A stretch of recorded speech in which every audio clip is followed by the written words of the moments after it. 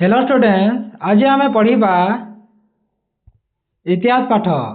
तो चलो आम 2 नंबर अध्यायर है पाठ टी पढ़ा। तो भारतर राजनैतिक मानचित्र पुनर्गठन विषय आम पढ़ा। तो यही पाठर आम 3टी आम मेन पॉइंट गुड़ाक पढ़ा। जमी एटा लिखाई देखुव यही समय विदेशी आक्रमण और नूतन राजवंशर अभ्युदय किपरि राजनैतिक सीमारेखार पुनर्गठन होता। जमीती बहुत समय है आम भारत में कौन होता बहुत समय विदेशी आक्रमण होता और नूतन राजवंशर अभ्युदय घटी नूतन राजा माने राजवंशर प्रतिष्ठा करते किपरि भाव में राजनीतिक सीमारेखार पुनर्गठन होता विषय आम पढ़ा। आ 2 नंबर कौन करवा भारतीय समाज यह आक्रमण को किपरि ग्रहण करथिला और भारतर अर्थनीति एवं राजनीति रे किपरि अस्थिरता आसीथिला से समय ता मध्य आम पढ़ा। आ 3 कौन पढ़ा यही समय लोक मैंने किपरि भाव में जीवन उपर सबु प्रकार प्रभाव पकाइथिला ता विषय मध्य पढ़ा। तो यहीटा 3 पॉइंट आमको जरूरी पढ़ार अच्छी है।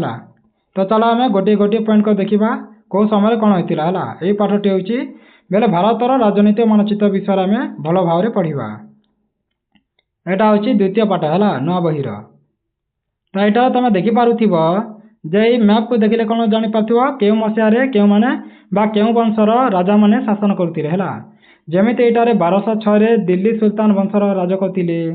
सेमती 1336 मसीह विजयनगर साम्राज्य स्थापन होता। सेमती 1398 मसीह तैमूर दिल्ली आक्रमण होता। सेमती 1498 पोर्तुगाल मानकर भारत में प्रवेश करते पोर्तुगाल मैंने आम भारत देश में प्रवेश करते। सेमती 1347 बहामनी सुल्तान को प्रतिष्ठा होता और सेमती 1326 मेवार राज्यर पुनः प्रतिष्ठा होता। तो यहाँ गोटे मसीहा गुड़ाक है क्यों मसीह क्यों राजा मैंने स्थापन करते शासन। तो यही अध्यायर कालखंड आ पर समय को भारतीय इतिहास में मध्ययुगर मध्यवर्ती समय भाव विवेचना कराए। यहाँ आम क्यों युग कही था मध्ययुग बोली कही था है जोटा यही भारतीय महान भारतीय इतिहास रे लिखा होती। तो यहाँ आम मध्ययुग बोली कही परिबा कहीं द्विजुगर मध्यवस्था को आम कही था मध्ययुग।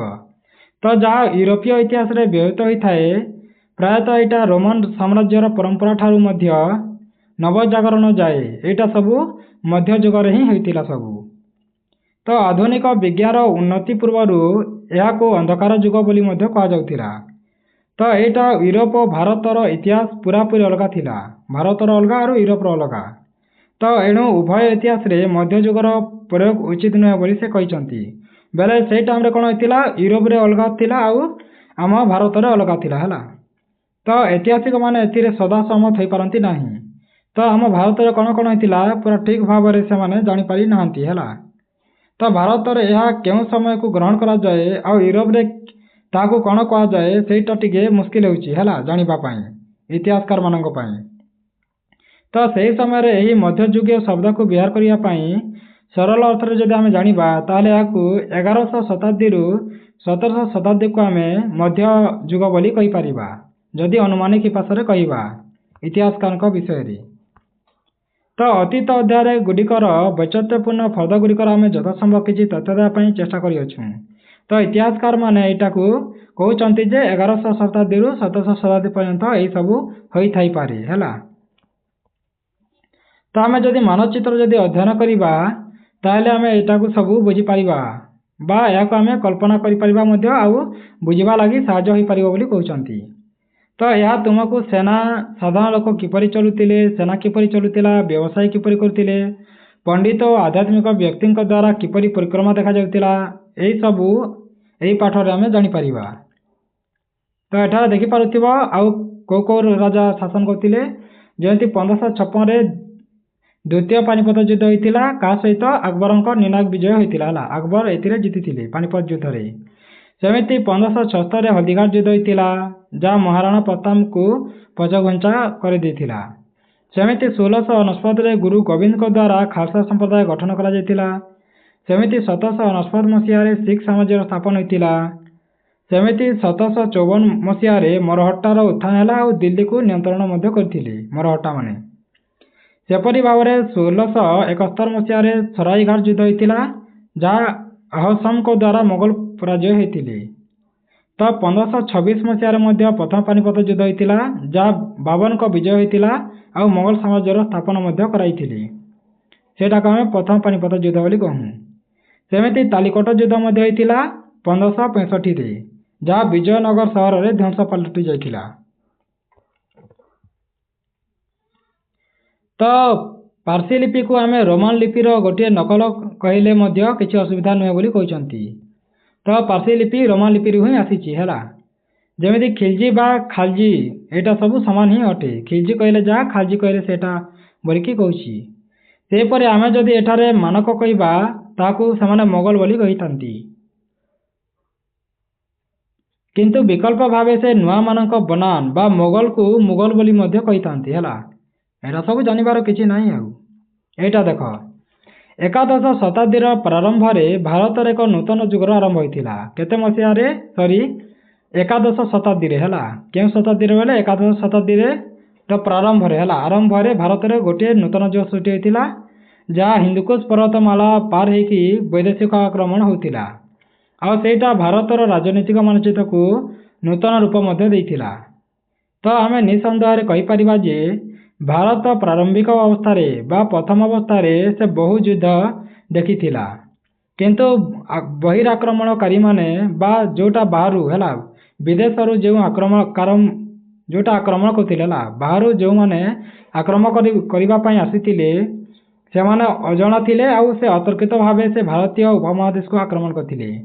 ତ ବିଦେଶୀର ଯେଉଁମାନେ ଯେତେ ବି ରାଜା ମହାରାଜା ମାନେ ଥିଲେ, ସେମାନେ ବହୁତ ଗୁଡ଼ିଏ ଭାରତକୁ ଆକ୍ରମଣ କରିଛନ୍ତି ହେଲା, ଆଉ ଅତର୍କିତ ଭାବରେ ମଧ୍ୟ ଆକ୍ରମଣ କରିଥାନ୍ତି, ଯାହା ଉପମହାଦେଶକୁ ବହୁତ ଆକ୍ରମଣ କରିଥିଲେ। ତ ସେମାନଙ୍କ ମଧ୍ୟରୁ ଅନେକ ଆକ୍ରମଣକାରୀ ମଧ୍ୟ ଏସିଆର ତୁର୍କୀ କିମ୍ବା ଆଫଗାନିର ଥିଲେ। ତ ଆମ ଭାରତରେ ବହୁତ ଗୁଡ଼ିଏ ଏସିଆର, ତୁର୍କୀ, ଆଫଗାନି ଏହିସବୁ ଦେଶମାନେ ମଧ୍ୟ ଆକ୍ରମଣ କରିଥିଲେ ଆମ ଭାରତକୁ। ତ ସେମାନେ ଯେ କେବଳ ଭାରତର ପର୍ଯ୍ୟାପ୍ତ ଧନ ଦୌଲତ ଦ୍ୱାରା ଆକର୍ଷଣ ହୋଇଥିଲେ ତାହା ନୁହେଁ, ଆବଶ୍ୟକ ସ୍ଥଳେ ହିଂସାତ୍ମକ କାର୍ଯ୍ୟକଳାପ ଦ୍ୱାରା ନିଜ ଧର୍ମର ପ୍ରଚାର ପ୍ରସାର ମଧ୍ୟ କରିଥିଲେ। ତ ବିଦେଶୀମାନେ ବେଳ ଦୁଇ ପ୍ରକାର ଟାଇପ୍ର ଆସିଥିଲେ ହେଲା। ବିଦେଶୀମାନେ କାହିଁକି ଆମ ଭାରତକୁ ଆସିଥିଲେ? ସେମାନେ ଦୁଇଟି କାମ କରିବା ପାଇଁ ଆସିଥିଲେ। ପ୍ରଥମେ ତ ଭାରତର ଧନ ଦୌଲତକୁ ସବୁ ନେଇଯିବା ପାଇଁ ଆସିଥିଲେ, ଆଉ ଗୋଟିଏ କ'ଣ ହେଲା, ସେ ଧର୍ମର ପ୍ରଚାର କରିବା ପାଇଁ ମଧ୍ୟ ଆସୁଥିଲେ। ଯେମିତି ହିନ୍ଦୁ ଲୋକମାନଙ୍କୁ ବା ଖ୍ରୀଷ୍ଟିଆନ ଆଉ ମୁସଲିମ ଧର୍ମରେ ଦୀକ୍ଷା ନେବା ପାଇଁ ସେ କହୁଥିଲେ ହେଲା, ବା ହିନ୍ଦୁ ଆଉ ମୁସଲିମରେ ସେ ଧର୍ମର ଚେଞ୍ଜ କରିଦେଉଥିଲେ ହେଲା। ଗୋଟିଏ ଧର୍ମରୁ ଆଉ ଗୋଟିଏ ଧର୍ମକୁ ଚେଞ୍ଜ କରିଦେଉଥିଲେ, ବା ସେମାନେ ତାଙ୍କ ଧର୍ମର ପ୍ରଚାର କରିବା ପାଇଁ ଆସୁଥିଲେ। ଆଉ ଗୋଟିଏ କାମ ହେଲା ଧନ ସମ୍ପତ୍ତି, ଭାରତର ଯେତିକି ବି ଧନ ସମ୍ପତ୍ତି ଅଛି ସେଟାକୁ ସେ ନେବା ପାଇଁ ଆସିଥିଲେ। ତ ଏହି ଅଧ୍ୟାୟରେ ଆମେ ତ୍ରୟୋଦଶ ଶତାବ୍ଦୀ ଓ ପରବର୍ତ୍ତୀ ସମୟର କିପରି ଭାବରେ ନିରନ୍ତର ଭାବରେ ପରିବର୍ତ୍ତନ ହୋଇଥିଲା, ତାହା ଆମେ ଭାରତର ଭୌଗୋଳିକ ରୂପ ଆଉ ସୀମାରେଖାକୁ ଦେଖିକି ହିଁ ଆମେ ସବୁଗୁଡ଼ିକ ଜାଣିପାରିବା। ତ ଏଇଟା ତମେ ଦେଖିପାରୁଥିବ ଆମ ଭାରତର ମାନଚିତ୍ର ହେଲା। ତ ଏଇଟା ସବୁ ଗୋଟିଏ ଗୋଟିଏ ରାଜ୍ୟ ଥିଲା, ଯେମିତି ପେଶୱାର, ଦିଲ୍ଲୀ, ଗ୍ୱାଲିୟର, ଜୌନପୁର, ଏଇଟା ହେଉଛି ଜାଜନଗର, କୋଣାର୍କ, ଦୌଲତାବାଦ, ଜୁନାଗଡ଼, ଏସବୁ ଗୋଟିଏ ଗୋଟିଏ ରାଜ୍ୟ ଥିଲା ହେଲା। ଏଇଟା ତମେ ଦେଖିପାରୁଥିବ। ହେଲେବିନ୍ଦୁ, ବେଲୁର, ମଦୁରାଇ ଏସବୁ ଗୁଡ଼ାକ ରାଜ୍ୟ ଗୁଡ଼ାକ ଥିଲା। କିଏ କିଏ ଏଠାରେ ଶାସନ ମଧ୍ୟ କରିଥିଲେ? ଆଦି ନରସିଂହ ଦେବଙ୍କ ଅଧୀନରେ ଥିଲା ପୂର୍ବ ଗାଙ୍ଗେୟ ଅଞ୍ଚଳ, ଆଉ ହୈସାର ସାମ୍ରାଜ୍ୟରେ ମଧ୍ୟ ଥିଲା ତଗଲକ ବଂଶ। ଏହିସବୁ ରାଜ୍ୟ ଗୁଡ଼ାକ ବହୁତ ବିଭିନ୍ନ ରାଜ୍ୟରେ ବିଭିନ୍ନ ରାଜାମାନେ ଶାସନ କରିଥିଲେ।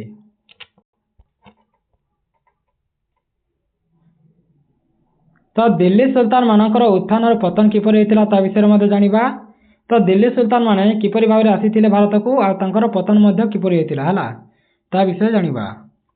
ତ ଭାରତର ଉତ୍ତର ପଶ୍ଚିମରେ 1152 ଖ୍ରୀଷ୍ଟାବ୍ଦରେ ଶାସନ କରୁଥିବା ପୃଥ୍ୱୀରାଜ ଚୌହାନଙ୍କ ପରାଜୟ ପରେ ଦିଲ୍ଲୀ ସୁଲତାନ ମାନଙ୍କର ଶାସନ କିପରି ଆରମ୍ଭ ହୋଇଥିଲା ସେ ବିଷୟରେ ଆମେ ଜାଣିବା।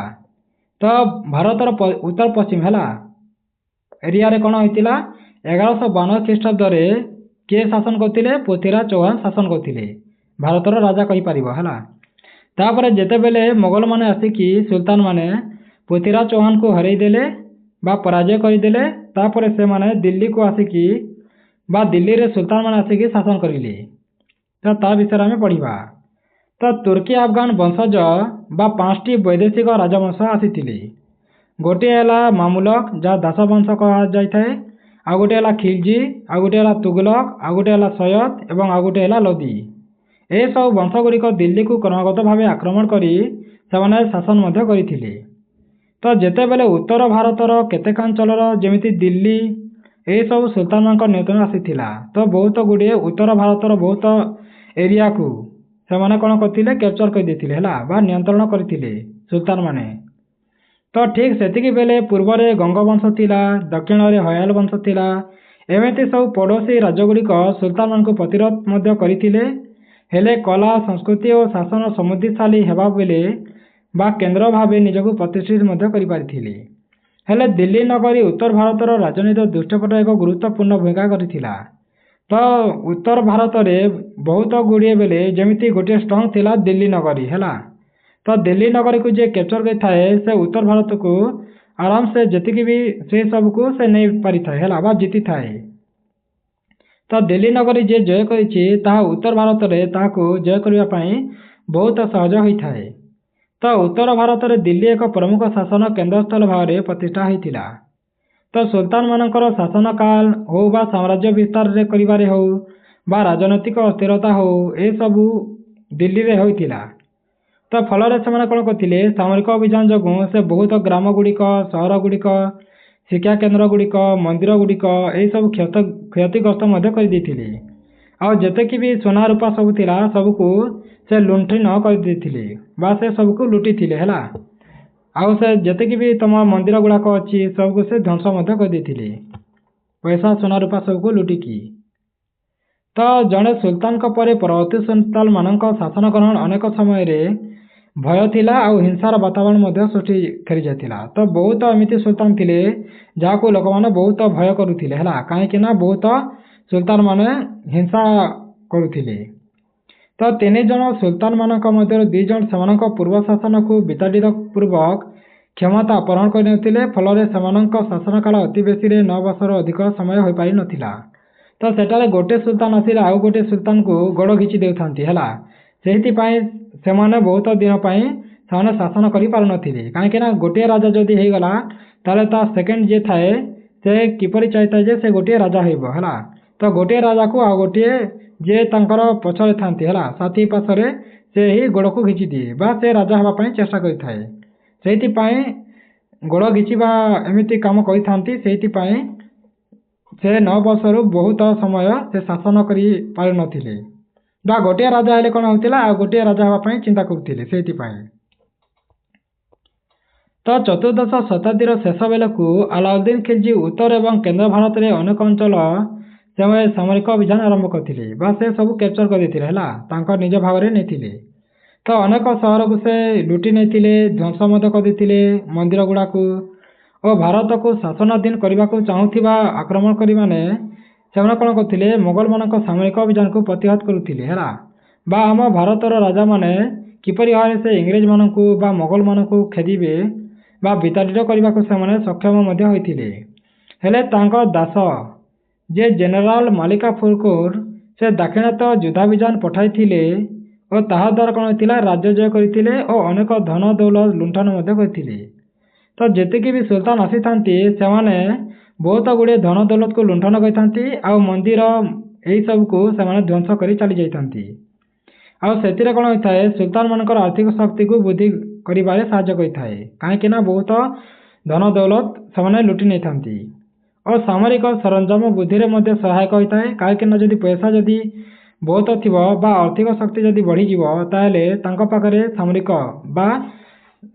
ସାମରିକ ସରଞ୍ଜାମ ଯାହା ଅସ୍ତ୍ରଶସ୍ତ୍ର କହିଥାଉ ତାହା ମଧ୍ୟ ବଢ଼ିବାରେ କିଛି ଟାଇମ୍ ବେଶୀ ସମୟ ଲାଗିନଥାଏ। ତ ସେ ବହୁ ହିନ୍ଦୁ ଧର୍ମସ୍ଥଳୀ ମଧ୍ୟ ଭାଙ୍ଗି ଯାଇଥିଲେ, ଯେମିତି ଶ୍ରୀରଙ୍ଗମ, ମଦୁରାଇ, ଚିଦାମ୍ବରମ ବା ରାମେଶ୍ୱରମକୁ ମଧ୍ୟ ସେ ଆକ୍ରମଣ କରିଥିଲେ। ତ କିଛି ଦଶନ୍ଧି ପରେ ମହମ୍ମଦ ବିନ୍ ତୁଗଲକ ଦିଲ୍ଲୀରେ ଶାସନ କରି ନିଜ ସାମ୍ରାଜ୍ୟକୁ ବୃଦ୍ଧି କରିଥିଲେ। ଆଉ ମୌର୍ଯ୍ୟ ସାମ୍ରାଜ୍ୟ ପରେ ପ୍ରଥମ ଥର ପାଇଁ ଭାରତୀୟ ଉପମହାଦେଶର ବହୁ ଅଞ୍ଚଳରେ ତାଙ୍କର ଅଧୀନରେ ମଧ୍ୟ ଥିଲା ବା ସେ ବହୁତ ଅଞ୍ଚଳ ଭାରତର ଶାସନ କରୁଥିଲେ।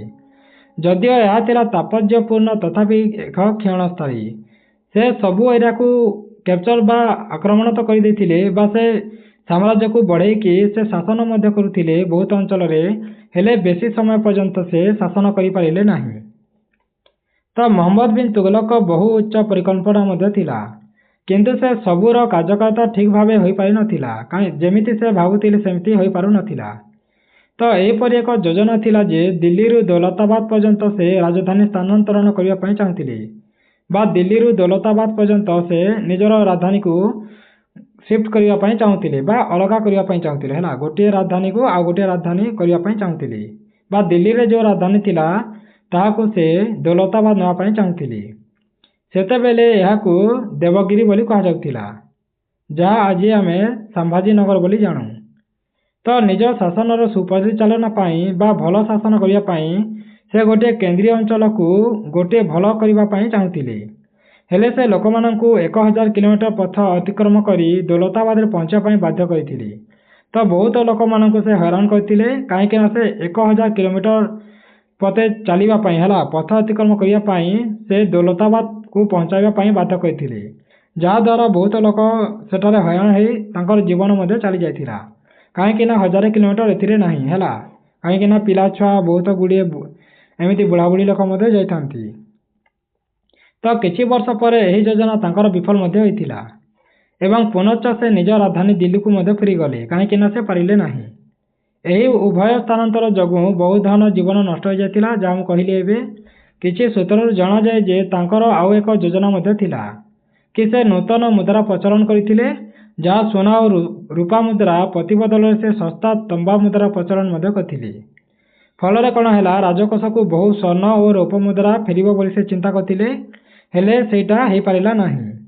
ଯଦିଓ ସେ ଏମିତି ବିଚାର କରିଥିଲେ, ହେଲେ ଗୋଟିଏ ବିଜନେସ୍ କରିବା ପାଇଁ ବା ବାଣିଜ୍ୟ ବିଭ୍ରାନ୍ତ ସୃଷ୍ଟି କରିବା ପାଇଁ ତାମ୍ର ମୁଦ୍ରାକୁ ଜାଲ କରିଦେବା ଓ ନକଲି ତାମ୍ର ମୁଦ୍ରା ପ୍ରସ୍ତୁତ କରିବା ପାଇଁ ଲୋକମାନଙ୍କୁ ଏକ ଉତ୍ସାହିତ କରିଥିଲେ। ତ ସେଇଟା ବି ଫେଲ ମାରିଲା, ହେଲା, କାହିଁକିନା ସେ ନୂତନ ମୁଦ୍ରାର ପ୍ରଚଳନ କରିବା ପାଇଁ ଚାହୁଁଥିଲେ, ହେଲେ ସେ ସୁନା ରୂପା ବଦଳରେ ସେ ଶସ୍ତା ମୁଦ୍ରାର ପ୍ରଚଳନ କରିବା ପାଇଁ ଚାହିଁଥିଲେ, ହେଲେ ସେଇଟା ସବୁ ବିଫଳ ହୋଇଗଲା, କାହିଁକିନା ଜାଲିଆତି ଫର୍ଜିଆଡ଼ି ସବୁ କରିଦେଉଥିଲେ, ହେଲା, ବା ପୁରୁଣା ବା ନକଲି ମୁଦ୍ରା ଗୁଡ଼ାକ ଛାପି ଦେଉଥିଲେ। ବହୁତ ଲୋକମାନେ ଏମିତି କରୁଥିଲେ, ହେଲା, ନକଲି ତାମ୍ର ମୁଦ୍ରା ପ୍ରସ୍ତୁତ କରିକି ସେମାନେ ତାଙ୍କ କାମକୁ ବିଗାଡ଼ି ଦେଇଥିଲେ। ସେଥିପାଇଁ ନୂତନ ମୁଦ୍ରା ପ୍ରଚଳନ ହୋଇପାରିଲା ନାହିଁ। ତ ସୁଲତାନ ଏବଂ ତାଙ୍କ ସମ୍ଭ୍ରାନ୍ତ ପାରିଷଦ ବର୍ଗ ବିଳାସମୟ ରାଜପ୍ରାସାଦରେ ବାସ କରି ଉତ୍ତମ ଖାଦ୍ୟ ବସ୍ତ୍ର ଅଲଙ୍କାର ପରିଧାନ ସହ ଆରାମଦାୟକ ଜୀବନ ମଧ୍ୟ ଅତିବାହିତ କରିଥିଲେ। ତ ସେଠାରେ ଯେଉଁଟା ସୁଲତାନ ମାନେ ଥାନ୍ତି ଆଉ ସେଠାରେ ଯେଉଁ ସମ୍ଭ୍ରାନ୍ତ ପରିବାର ଥାନ୍ତି, ହେଲା, ବା ପାରିଷଦ ବର୍ଗ ଥାନ୍ତି, ବେଲେ ଯେତେ ବି ରାଜା ତ ଥାନ୍ତି, ତାପରେ ବହୁତ ଲୋକ ଥାନ୍ତି ନା, ଯେମିତି ମନ୍ତ୍ରୀ ଥାନ୍ତି, ସେନାପତି ଥାନ୍ତି, ଏହି ସବୁ ଗୁଡ଼ିକ, ଫେର ମହାରାଣୀ ଥାନ୍ତି, ତାଙ୍କର ବହୁତ ଗୁଡ଼ିଏ ଏମିତି ନକରାଣୀ ଥାନ୍ତି, ହେଲା, ବା କାମ କରିବା ପାଇଁ ଲୋକମାନେ ବହୁତ ଥାନ୍ତି। ଆଉ ସେମାନେ କ'ଣ କରିବେ, ବହୁତ ସେମାନେ ଏନ୍ଜୟ କରିବେ, ହେଲା, ବା ବହୁତ ଗୁଡ଼ିଏ ସେମାନେ ପଇସା ଖର୍ଚ୍ଚ କରିକି ବିଳାସମୟ ଜୀବନଯାପନ କରିବେ, ଯେମିତି ଖାଦ୍ୟ ବସ୍ତ୍ର ଅଲଙ୍କାର ଏମିତି ସବୁ ପରିଧାନ କରିଥାନ୍ତି, ବହୁତ ମହଙ୍ଗାର, ହେଲା, ବହୁତ ଟଙ୍କା ଦେଇକି ଖର୍ଚ୍ଚ କରିକି ସେମାନେ ଭଲ ଭଲ ଖାଦ୍ୟ ଖାଇବେ, ଭଲ ଭଲ ବସ୍ତ୍ର ପିନ୍ଧିବେ, ବହୁତ ସୁନା ଅଲଙ୍କାର ପିନ୍ଧିବେ, ଏହିସବୁ କରୁଥିଲେ ଆଉ ଏନ୍ଜୟ କରୁଥିଲେ, ହେଲା, ନିଜ ଜୀବନକୁ ଅତିବାହିତ କରୁଥିଲେ। ଏହି ଅର୍ଥର ବହୁ ଭାଗ ସାମରିକ ଅଭିଯାନ ଦ୍ୱାରା ମଧ୍ୟ ଲୁଣ୍ଠିତ ହେଉଥିଲା। ଯେମିତି ସାମରିକ ଅଭିଯାନ ବା ଯେତେବେଳେ ସେମାନେ ଯୁଦ୍ଧ କରି ଯାଉଥିଲେ, ସେଥିରେ ମଧ୍ୟ ପଇସା ଆସୁଥିଲା, ହେଲା, ତ ସେଠାରେ ବହୁତ ସାଧାରଣ ଲୋକମାନଙ୍କୁ ସେମାନେ କ'ଣ କରୁଥିଲେ, ଲୁଟୁଥିଲେ, ହେଲା, ଯେମିତି କର ଲଗାଉଥିଲେ, ଟ୍ୟାକ୍ସ ଲଗାଉଥିଲେ, ବିଜିତ ମଧ୍ୟ ବା ବହୁତ ପ୍ରକାର ଏମାନେ ଟ୍ୟାକ୍ସ ଲଗାଉଥିଲେ, ହେଲା, ବା କର ଲଗାଉଥିଲେ, ଆଉ ସେମାନେ ପଇସା ବସୁଲ କରୁଥିଲେ, ଆଉ ବିଭିନ୍ନ ପ୍ରକାର ଦଣ୍ଡ ମଧ୍ୟ ଦେଉଥିଲେ ଯଦି ପଇସା ନଦେଲେ। ତ ସେଥିପାଇଁ ଲୋକମାନେ ବହୁତ ଅର୍ଥ ରୋଜଗାର କରିବା ପାଇଁ ବହୁତ ଲୋକମାନଙ୍କୁ କେନ୍ଦ୍ର ଏସିଆରେ ମଧ୍ୟ ସ୍ଥାପନ କରିଥିଲେ, ବା ଲୋକମାନଙ୍କୁ ଅଲଗା ଅଲଗା ଅଞ୍ଚଳକୁ ମଧ୍ୟ ପଠାଉଥିଲେ, ଯାହାଦ୍ୱାରା ସେମାନେ ପଇସା କମେଇକି ରାଜାମାନଙ୍କୁ କର ଦେଉଥିଲେ ବା ଟ୍ୟାକ୍ସ ଦେଉଥିଲେ। ତ ଅର୍ଥ ସଂଗୃହୀତ ହୋଇଥିଲା, କିନ୍ତୁ ଏହି ଲୁଣ୍ଠନ ବାଣିଜ୍ୟ କାରବାର ଓ କୃଷି ବାଣିଜ୍ୟକୁ ପ୍ରଭାବିତ କରିଥିଲା। ଯେତେ ପଇସା ସଂଗୃହୀତ କରୁଥିଲେ ମଧ୍ୟ କିଛି କାମରେ ଲାଗୁନଥିଲା।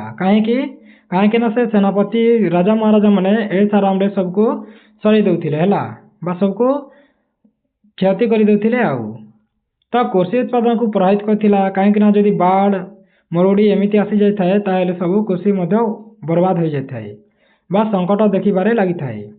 ତ ଏହି ସମୟରେ ବହୁ ପବିତ୍ର ଯେମିତି ହିନ୍ଦୁ, ଜୈନ, ବୌଦ୍ଧ ଏମିତି ବହୁତ ମୂର୍ତ୍ତିରେ ମଧ୍ୟ ଆକ୍ରମଣ କରାଯାଇଥିଲା, ବା ମନ୍ଦିର ଗୁଡ଼ାକୁ ସବୁ କ'ଣ କରାଯାଇଥିଲା, ଭଙ୍ଗା ଯାଇଥିଲା, ହେଲା। ତ କେବଳ ଧନ ଦୌଲ ଲୁଣ୍ଠନ କରିବା ତାହା ନୁହେଁ, ମୂର୍ତ୍ତି ପୂଜାକୁ ବିରୋଧ ମଧ୍ୟ କରୁଥିଲେ ଆଉ ମୂର୍ତ୍ତି ଗୁଡ଼ିକୁ ଧ୍ୱଂସ କରିଦେଉଥିଲେ। କାହିଁକି ନା ଯଦି ମୋଗଲ କହିବା ତାହେଲେ ସେମାନେ ମୁସଲିମ ଥିଲେ, ଆଉ ଯଦି ଖ୍ରୀଷ୍ଟିଆନ କହିବା ତାହେଲେ ଇଂରେଜ ମାନେ ଥିଲେ ହେଲା। ଇଂରେଜ ମାନେ ଖ୍ରୀଷ୍ଟିଆନ ଧର୍ମର ଲୋକ, ଆଉ ମୁସଲମାନ ମାନେ ଯୋଉଟାକି ମୋଗଲ ମାନେ ହେଲା, ସେମାନେ ମୁସଲମାନ ଅଛନ୍ତି। ସେଇଥିପାଇଁ ଆମ ଦେଶର ଲୋକମାନଙ୍କୁ ପସନ୍ଦ କରୁନଥିଲେ। ତ ଅଣ ମୁସଲମାନ ଲୋକଙ୍କର ସୁରକ୍ଷା ତଥା ସାମରିକ ସେବାରେ ଯୋଗ ଦେବାକୁ ଅନିଚ୍ଛୁକ ଥିବା ଲୋକମାନଙ୍କ ଉପରେ କେତେକ ସୁଲତାନ ଜିଜିଆ କର ବସାଇଥିଲେ। ତ ଯେଉଁମାନେ ଅଣ ମୁସଲମାନ ହେଲା, ଯେମିତି ହିନ୍ଦୁ, ତମର ଆଉ କିଏ ହିନ୍ଦୁ, ଶିଖ ବା ଆମ ଭାରତର ଯେଉଁ ଯେତେ ବି ଧର୍ମ ଅଛି ହେଲା, କ'ଣ କ'ଣ ଅଛି, ଯେମିତି ହିନ୍ଦୁ ଅଛି, ବୌଦ୍ଧ ଅଛି, ଜୈନ ଅଛି, ଶିଖ ଅଛି, ଏଇ ସବୁକୁ କ'ଣ କରୁଥିଲେ, ସେମାନେ ବହୁତ ଗୁଡ଼ିଏ କର ବସାଉଥିଲେ ହେଲା, ବା ଯାହାକୁ ଆମେ ଜିଜିଆ କର ବୋଲି କହିଥାଉ। ତାଙ୍କ ରାଜା ମହାରାଜା ମାନେ ଟ୍ୟାକ୍ସ ଲଗାଉଥିଲେ। ତ ଏହାକୁ ଆମେ ଆର୍ଥିକ ବୋଝ ବା ଜନସନ୍ତୋଷ ସୃଷ୍ଟି କରିଥିଲା ହେଲା। କାହିଁକି ନା ବହୁତ ଏମିତି ଟ୍ୟାକ୍ସ ଲଗାଇ ଦିଆଯାଉଥିଲା ଯାହାକୁ ଆମେ ବହୁତ କଷ୍ଟରେ ଲୋକମାନେ ସେଇଟାକୁ ଆର୍ଥିକ ବୋଝକୁ ବହୁଥିଲେ ବା ପଇସା ଦେବାରେ ବିଫଳ ଥିଲେ। ଆଉ ଜନ ଅସନ୍ତୋଷ ମଧ୍ୟ ସୃଷ୍ଟି ହେଲା। କାହିଁକି ନା ଯଦି ଏମିତି ଯଦି ପଇସା ବହୁତ ଯଦି ସରକାର ଯଦି ଟ୍ୟାକ୍ସ ଲଗାଇବେ ତାହେଲେ ଲୋକମାନେ କେମିତି ତାଙ୍କ ପରିବାର ଚଳାଇବେ, ସେଇଥିପାଇଁ ଲୋକ ମଧ୍ୟ ଭଲ ପାଉନଥିଲେ ରାଜାଙ୍କୁ। ତ ଚତୁର୍ଦ୍ଦଶ ଶତାବ୍ଦୀର ଶେଷ ବେଳକୁ ମଧ୍ୟ ଏସିଆର ତୈମୁର ଏବଂ ନୃଶଂସ ତୁର୍କୀ ମୋଗଲ ବିଜେତା ଭାରତର ଉତ୍ତର ପଶ୍ଚିମାଞ୍ଚଳକୁ ଆକ୍ରମଣ କରି ସମୃଦ୍ଧିଶାଳୀ ଦିଲ୍ଲୀ ନଗରୀ ଧ୍ୱଂସର ବିପଦ ସୃଷ୍ଟି କରିଥିଲେ। ତ ଏମିତି ବହୁତ ଗୁଡ଼ିଏ ଉତ୍ତର ପଶ୍ଚିମାଞ୍ଚଳରୁ ଆକ୍ରମଣ କରିକି ଦିଲ୍ଲୀ ନଗରୀକୁ ଧ୍ୱଂସ କରିବାରେ ସେମାନେ ଟିକେ ମଧ୍ୟ ପଛଘୁଞ୍ଚା ଦେଉନଥିଲେ। ସେ ନିଜ ରେଖାଚିତ୍ରରେ ଥିବା ଦୁଇଟି ମୁଖ୍ୟ ଉଦ୍ଦେଶ୍ୟ ନେଇ ସେ ଆସୁଥିଲେ। ପ୍ରଥମେ ତ ସେ ବିଧର୍ମୀଙ୍କ ସହ ଯୁଦ୍ଧ କରୁଥିଲେ, ଆଉ ଦ୍ୱିତୀୟରେ ସେ ବିଧର୍ମୀମାନଙ୍କ ଧନ ଦୌଲ ସବୁ ଲୁଟି ନେଉଥିଲେ ହେଲା। ଏକରେ ତ ସେମାନେ ଯୁଦ୍ଧ କରୁଥିଲେ, ଯୁଦ୍ଧ କରିସାରିଲା ପରେ ହରେଇ ଦେଉଥିଲେ, ଆଉ ହରେଇବା ସମୟରେ ସେ ଧନ ଦୌଲ ସବୁ ଲୁଟି ନେଉଥିଲେ।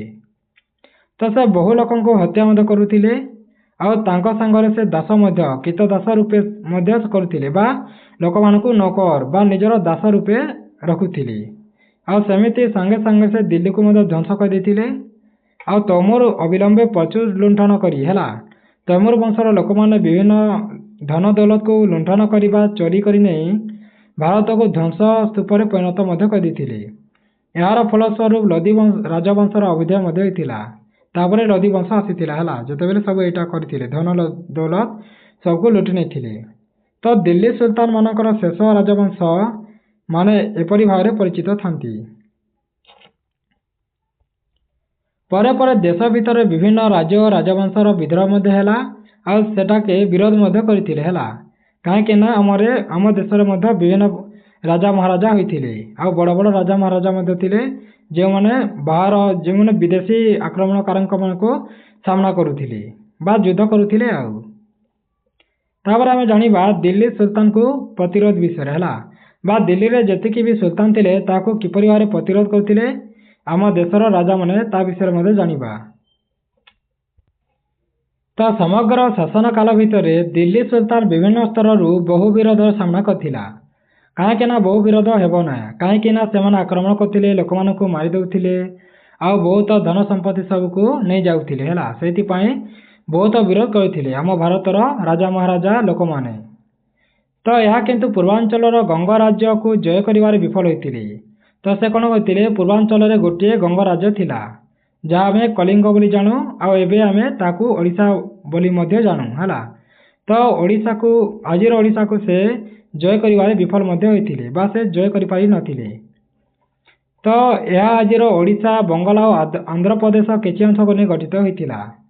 ତ କଳିଙ୍ଗ ରାଜ୍ୟ କେତେ ଏରିଆରୁ ହୋଇଥିଲା, ଯେମିତି ଆମ ଓଡ଼ିଶା ରାଜ୍ୟ, ବଙ୍ଗଳା ରାଜ୍ୟ, ଆନ୍ଧ୍ରପ୍ରଦେଶ ରାଜ୍ୟ, ଏହିସବୁ ମିଶିକି ହିଁ ହୋଇଥିଲା ହେଲା। ତ ତ୍ରୟୋଦଶ ଶତାବ୍ଦୀର ମଧ୍ୟଭାଗରେ ନରସିଂହଦେବ ପ୍ରଥମ ସେ ନିଜ ସାମରିକ ଶକ୍ତିକୁ ବଢ଼ାଇଥିଲେ, ଆଉ ସାଂସ୍କୃତିକ ବିଚକ୍ଷଣତାରେ ସେ ନିଜ ସାମ୍ରାଜ୍ୟକୁ ସମୃଦ୍ଧ ମଧ୍ୟ କରିଥିଲେ। ତ ବିଭିନ୍ନ ପ୍ରକାର ଆକସ୍ମିକ ଆକ୍ରମଣରୁ ପ୍ରତିହତ କରିବା ପାଇଁ ସେ ବଙ୍ଗଳାରେ ଦିଲ୍ଲୀ ସୁଲତାନ ମାନଙ୍କ ଗଭର୍ଣ୍ଣରକୁ ପରାସ୍ତ ମଧ୍ୟ କରିଥିଲେ, ବା ଲଢ଼େଇ କରିକି ସେ ଜିତିଥିଲେ ମଧ୍ୟ ହେଲା। ତ ଏହି ବିଜୟ ଉତ୍ସବ ପାଳନର ସ୍ମୃତିରେ ଆମେ କୋଣାର୍କ ଠାରେ ବିଖ୍ୟାତ ସୂର୍ଯ୍ୟ ମନ୍ଦିର ମଧ୍ୟ ନିର୍ମାଣ କରିଥିଲେ। ତ ସେ ବିଜୟ ହୋଇଥିବାରୁ ସେ କ'ଣ କଲେ, କୋଣାର୍କ ଠାରେ ଗୋଟିଏ ସୂର୍ଯ୍ୟ ମନ୍ଦିର ନିର୍ମାଣ କରିଥିଲେ ହେଲା। तो आम आगु कहूँ जे अलाउद्दीन दक्षिण को युद्धाभियान एकमात्र लक्ष्य थिला। से कौन करुथिला अलाउद्दीन? से एक तो युद्ध करुथिले, युद्ध कर सारा पर हरई देउथिले, तापरे जेतिकी भी मूल्यवान धन संपत्ति अच्छी सबको से नहीं जाउथिले। से समय दक्षिण में हयसाल राजवंश राजनीति करथिले हला। से समय हयसाल राजवंश राजनीति करथिले कोठारे तम दक्षिण एरिया रे हला। तो मुख्यतः आज कर्णाटक जोटा अच्छी से कौन करथिले हयसाल राजवंश राजा माने राजनीति करथिले। तो दिल्ली सुल्तानीर बहु आक्रमण प्रतिहत करने एकमात्र स्वाधीन राज्य भाव दाक्षिणात्य तिष्ठि रही पाथिला, जहाँ हयसाल राजवंशर राजा माने करुथिले, जहाँ एबे तमिलनाडु रे अछि हला। परे परे 14दश शताब्दीर मध्य भाग बेलकु सुल्तान मानकर आक्रमण बहुत होइतिला। आउ बहिशत्रु आक्रमण और अभ्यंतरीण कलह हयसाल राज्यर दुर्बल हो पड़ता। कहीं निज राज्यर लोक मैंने एका से कौन करती निज लोक ही मारी देती विश्वासघात करती है, जहाद्वारा हयसाल राज्य पतन हो जाता दुर्बल हो जाता। परे परे दक्षिण में विजयनगर राज्य सह मिसी जाता। कहीं गोटे जदि कमजोर हो जाए गोटे राज्य ताहले से आ गोटे राज्य संगे मिसी जाए है, कहीं आगे सेमती ही होता। तो हयसाल बेले कौन टे आम जापर जमी प्रस्तर मूर्तिकला हयसाल स्मृति चिन्हित कारण प्रकाश करए। कन्नड़ लोककथार वर्णानुसार सालर अर्थ हो जड़े युवक और हयर अर्थ हो मारिबा। तो जे निज गुरु को रक्षा करने सिंह सह लड़ी थाए और जहाँ जो परवर्ती समय राजवंश नामकरण करके आम हयसाल बोली कही था। तो चलो ए आग को पढ़ा। तो दिल्ली सुल्तानी बहु स्वाधीन अंचल सुल्तान मान विद्रोह को से सामना करते। तो 14दश शताब्दीर मध्य भाग में दक्षिण भारत में बाहामनी सुल्तानी किसी समय से निज अंचल को निज नियंत्रण रखी। तो सही समय गुजरात बंगला आउ अन्य स्वाधीन क्षमताशाली सुल्तान माने मुंड टेकी सेठारे राज्य स्थापन करते। जो माने स्वाधीन भाव में पुणी केतेक एकत्रित हो परस्पर मध्य युद्ध करुथिले स्वाधीन भाव में आम देश में बहुत राज्य थिला आउ से राज्यर राजा माने थिले स्वाधीन हिसाब रे हला। तो आम देश में निज निज हिसाब से माने लड़ाई करथांती। बाहर देशर लोक माने बाहर देशर सुल्तान माने जो माने भी आसी थांती आक्रमण करने से सुविधा हो जाए है। कहीं जदि निज निज भितर जदि मार लगे है युद्ध कर निज निजर भितर जदि युद्ध लगे ताले कौन हे बाहर लोक मैंने फायदा उठाई है।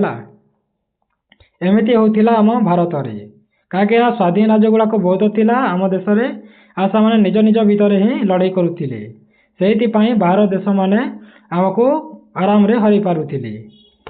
तो 15दश शताब्दी बेलू दिल्ली सुल्तान राणा कुंभक द्वारा दृढ़ विरोधर सम्मुखीन होते जे परवर्ती सुल्तान मान सफलता सह विताड़ित कर। तो मेवार राजा थे से विरोध करते है दिल्ली सुल्तान मान को। तो यहाँ तुम देखिपुव अरावली पर्वत उपरे कुंभालगढ़ दुर्गर गोटे दृश्य। तो आगर राजा माने बहुत कौन करते बड़ बड़ पहाड़ पर्वत रे बहुत बड़ बड़ दुर्ग गुड़ाक से निर्माण करते तैयारी करुले। यहाँ गोटे टे जानी रखा मन रख देछि। तो 15दश शताब्दी में मेवार शासक राणा कुंभ से अरावली पर्वत पर गोटे कुंभालगढ़ दुर्ग निर्माण करते है। तो मेवार से बेले एक प्रमुख राजपूत राज्य थिला। यही दुर्ग थिला सबुठ सुरक्षित स्थान जहाँ आज राजस्थान केन्द्र दक्षिणांश अच्छी है। एवं तुम देखिपर से दुर्ग आज अच्छी। यही दुर्ग गडाणिया पहाच और जंगल भितर ही अच्छी। यह 36 किलोमीटर दीर्घ विराट प्राचीर प्रसिद्ध अच्छी। यह पृथ्वीर सुदीर्घ प्राचीर मध्य विस्थापित होती अवस्थित अच्छी। तापर आम विजयनगर साम्राज्य विषय जानिबा।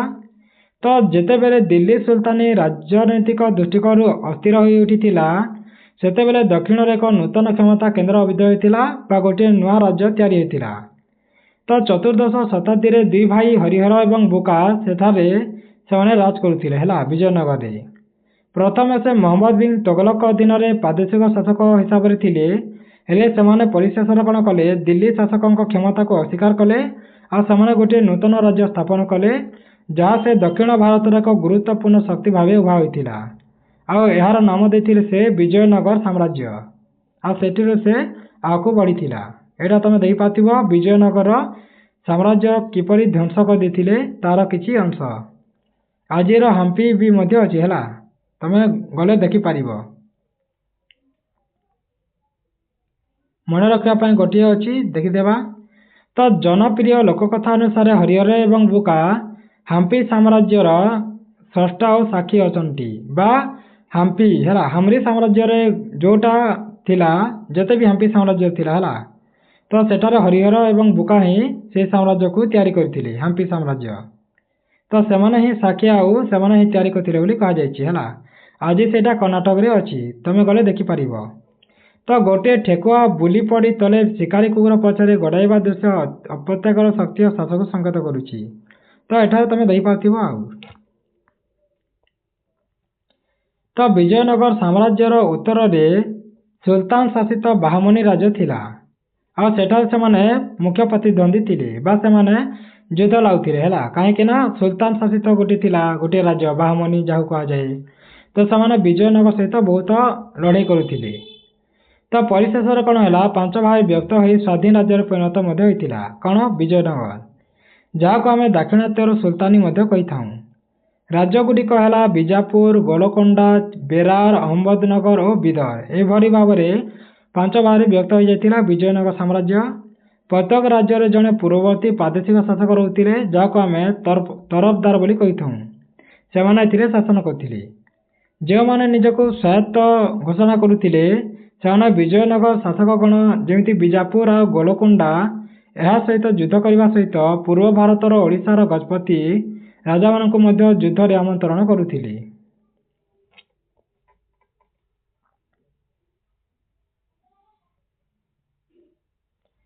तापर आमे जानिबा कृष्णदेव राय विषय रे तो 1600 शताब्दी रे विख्यात शासक कृष्णदेव राय से समय विजयनगर राज्य विकास शीर्ष रे थिला हला तो लास्ट राजा किए थिले विजयनगर कृष्णदेव राय जे दाक्षिणात्य निज सुरक्षित साम्राज्य को प्रभुत्व विस्तार देथिले और तांको शासन काल रे सामरिक क्षमता मध्य करैथिले और सांस्कृतिक नवजागरण विशेष मध्य उन्नति घटिथिला से संस्कृत तेलुगु और कन्नड़ भाषा कवि मध्य थिले और पंडित मानकर पृष्ठपोषकता मध्य करथिले से तेलुगु भाषा मध्य गोटे महाकाव्य लिखिथिले जाको आमे अमुक्त मालद्य बोली कही था से गोटे रचना करथिले तो यह तमिल संत कवि आंताल जीवन उपरे आधारित अटे एटा टी मन रखिथिबो तो यही महाकाव्यर गोटे अंश है राजनीति जोटी से उत्तम शासन किपरि भावे करा जाय थाए ता विषय लिखा जायछि आउ कृष्णदेव राय बहु मंदिर को अर्थ मध्य प्रदान करथिले पैसा बांटिथिले तन्मध्यरु आंध्र प्रदेश तिरुपति मंदिर मध्य और निजर राजधानी विजयनगर मध्य विठल मंदिर जहाँ बहु भव्य मंदिर थाए जहाँ प्रसाद और अन्य स्थापत्य को प्रदर्शन करथांती तो से बहुत तिरुपति मंदिर और विठल मंदिर दुईटा करथिले हैला आंध्र प्रदेश तिरुपति मंदिर तैयारी करथिले आउ तांको राजधानी हैला विजयनगर राजधानी रे विठल मंदिर मध्य गोटे बनैथिले तैयारी करथिले एटा तमे देखि पारुथिबो विठल मंदिर दृश्य चित्र रे हैला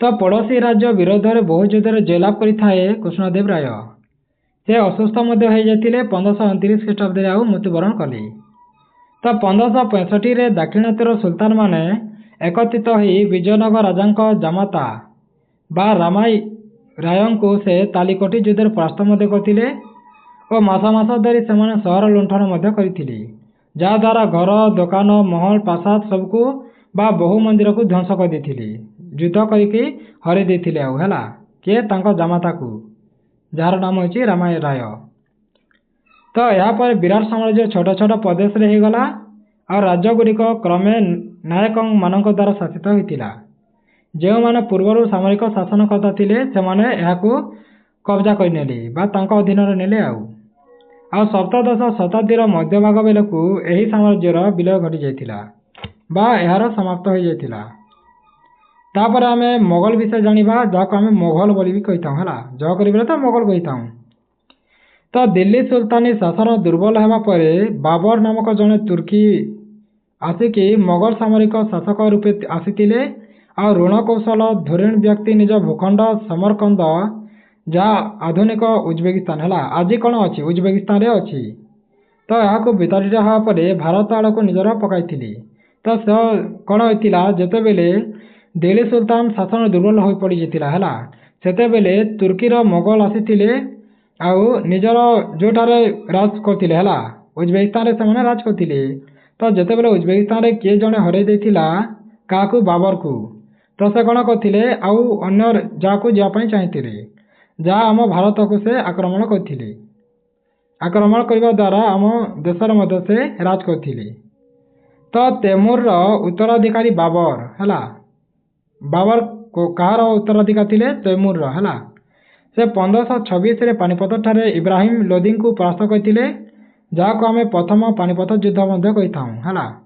तो काका मध्य प्रथम पानीपत युद्ध होता तो इब्राहिम लोदी आउ बाबर सहित है केवे होता 1526 यही युद्ध में बहु मात्रा बंदूक तोप गला बारूद सब व्यवहार कर परवर्ती समय भारतीय युद्ध कार्य व्यवहार कर।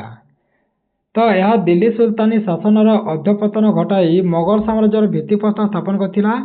तो दिल्ली सुल्तान है जितेबले से कौन करथिले दिल्ली सुल्तान शासन सरी जाइथिला आउ तापर कौन होता मोगल साम्राज्यर भित्तिप्रस्तर होता बा दिल्ली सुल्तानी माने थिले से हारी जाइकी तांकर वंश लोप पाईगला आशा मैंने पलि गले तापर कौन उद्भावन है जमीती मोगल साम्राज्यर उद्भावन है आउ बाबर यह स्थापन करथिले हेले दिल्ली सिंहासन सर्वमय करता थिले कहीं मुझे आगुरी भी कही दिल्ली को जे कैप्चर करें निज आड़े करें ही उत्तर भारत रे से जय करें।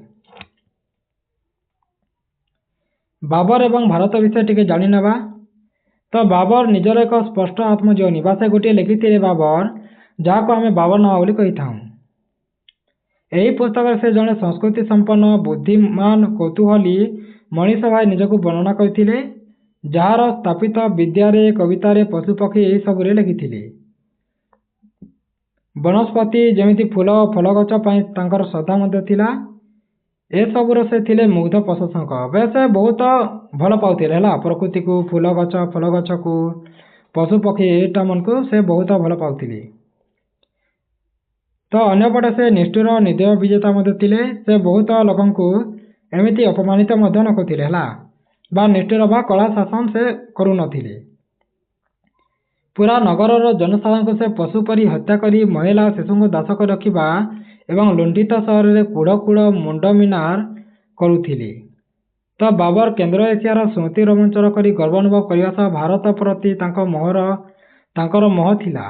तो से बहुत थिले है बा से भल भी पाउथिले और एमती खराब भी पाउथिले है कहीं बाबर समय रे बहुत महिला मान शिशु मान एमती बहुत खटाउथिले बा पशु परी जमी पशु को आम हत्या करता सेमती से पशु मान भलिया से कौन करते हत्या करदे लोक मान से किसी भल पाउथिले आ बहुत लोक एमती बहुत घृणा करुथिले है बा बहुत भल पाउन लोक मान दुईटा हो पार। तो बाबर केन्द्र एशियार से स्मृति रोमंथन करी गर्व अनुभव करने सह भारत प्रति मोह थिला। तो बाबर चाहूले जे से केन्द्र एशियार सबुठा से राज करने चाहूली। विराट हिंदुस्तान को सोना और रूपार एक देश बोली से जानी से चाहूले जे हिंदुस्तान रे बहुत गुड़ी हिंदुस्तान बोले कौन आम भारत तो भारत में बहुत सोना रूपा अच्छी बोली से जानी से आसीथिले ताकू नेवाई है। तो वर्षा ऋतु रे वायुर मान खूब थिला स्वास्थ्य सौंदर्य बहुत थिला बा आम हिंदुस्तान बा आम भारत बहुत गुड़िए धन संपत्ति रे परिपूर्ण थिला आमर संस्कृति परंपरा बा आम गछलता गुड़ाक जहाँ को आम प्राकृतिक कहता प्राकृतिक बहुत भल थिला। तो विभिन्न प्रकार असंख्य कलाकार और कारीगर भारत में थिले जहाँद्वारा बहुत भल लगुला बाबन को रही। तो बोधहुए शेष कारण भाव में धन दौलत बाबन को केन्द्र एशिया को फेरिया अपेक्षा भारत में सबुदिन लगी रही जाक बाध्य करथिला कहीं जितेबले बाबर भारत को आसिले सेतेबेले धन दौलत देखिकी भारतर आर बहुत प्रकृति को देखिए है कहीं आम भारत में बहुत गुड़े भल बोले बाबन को बहुत भल लगुला है से चेष्टा कले जे से केन्द्र एशा को न फेरिकी देश को न जाइकी से आम भारत में रहा पसंद करते।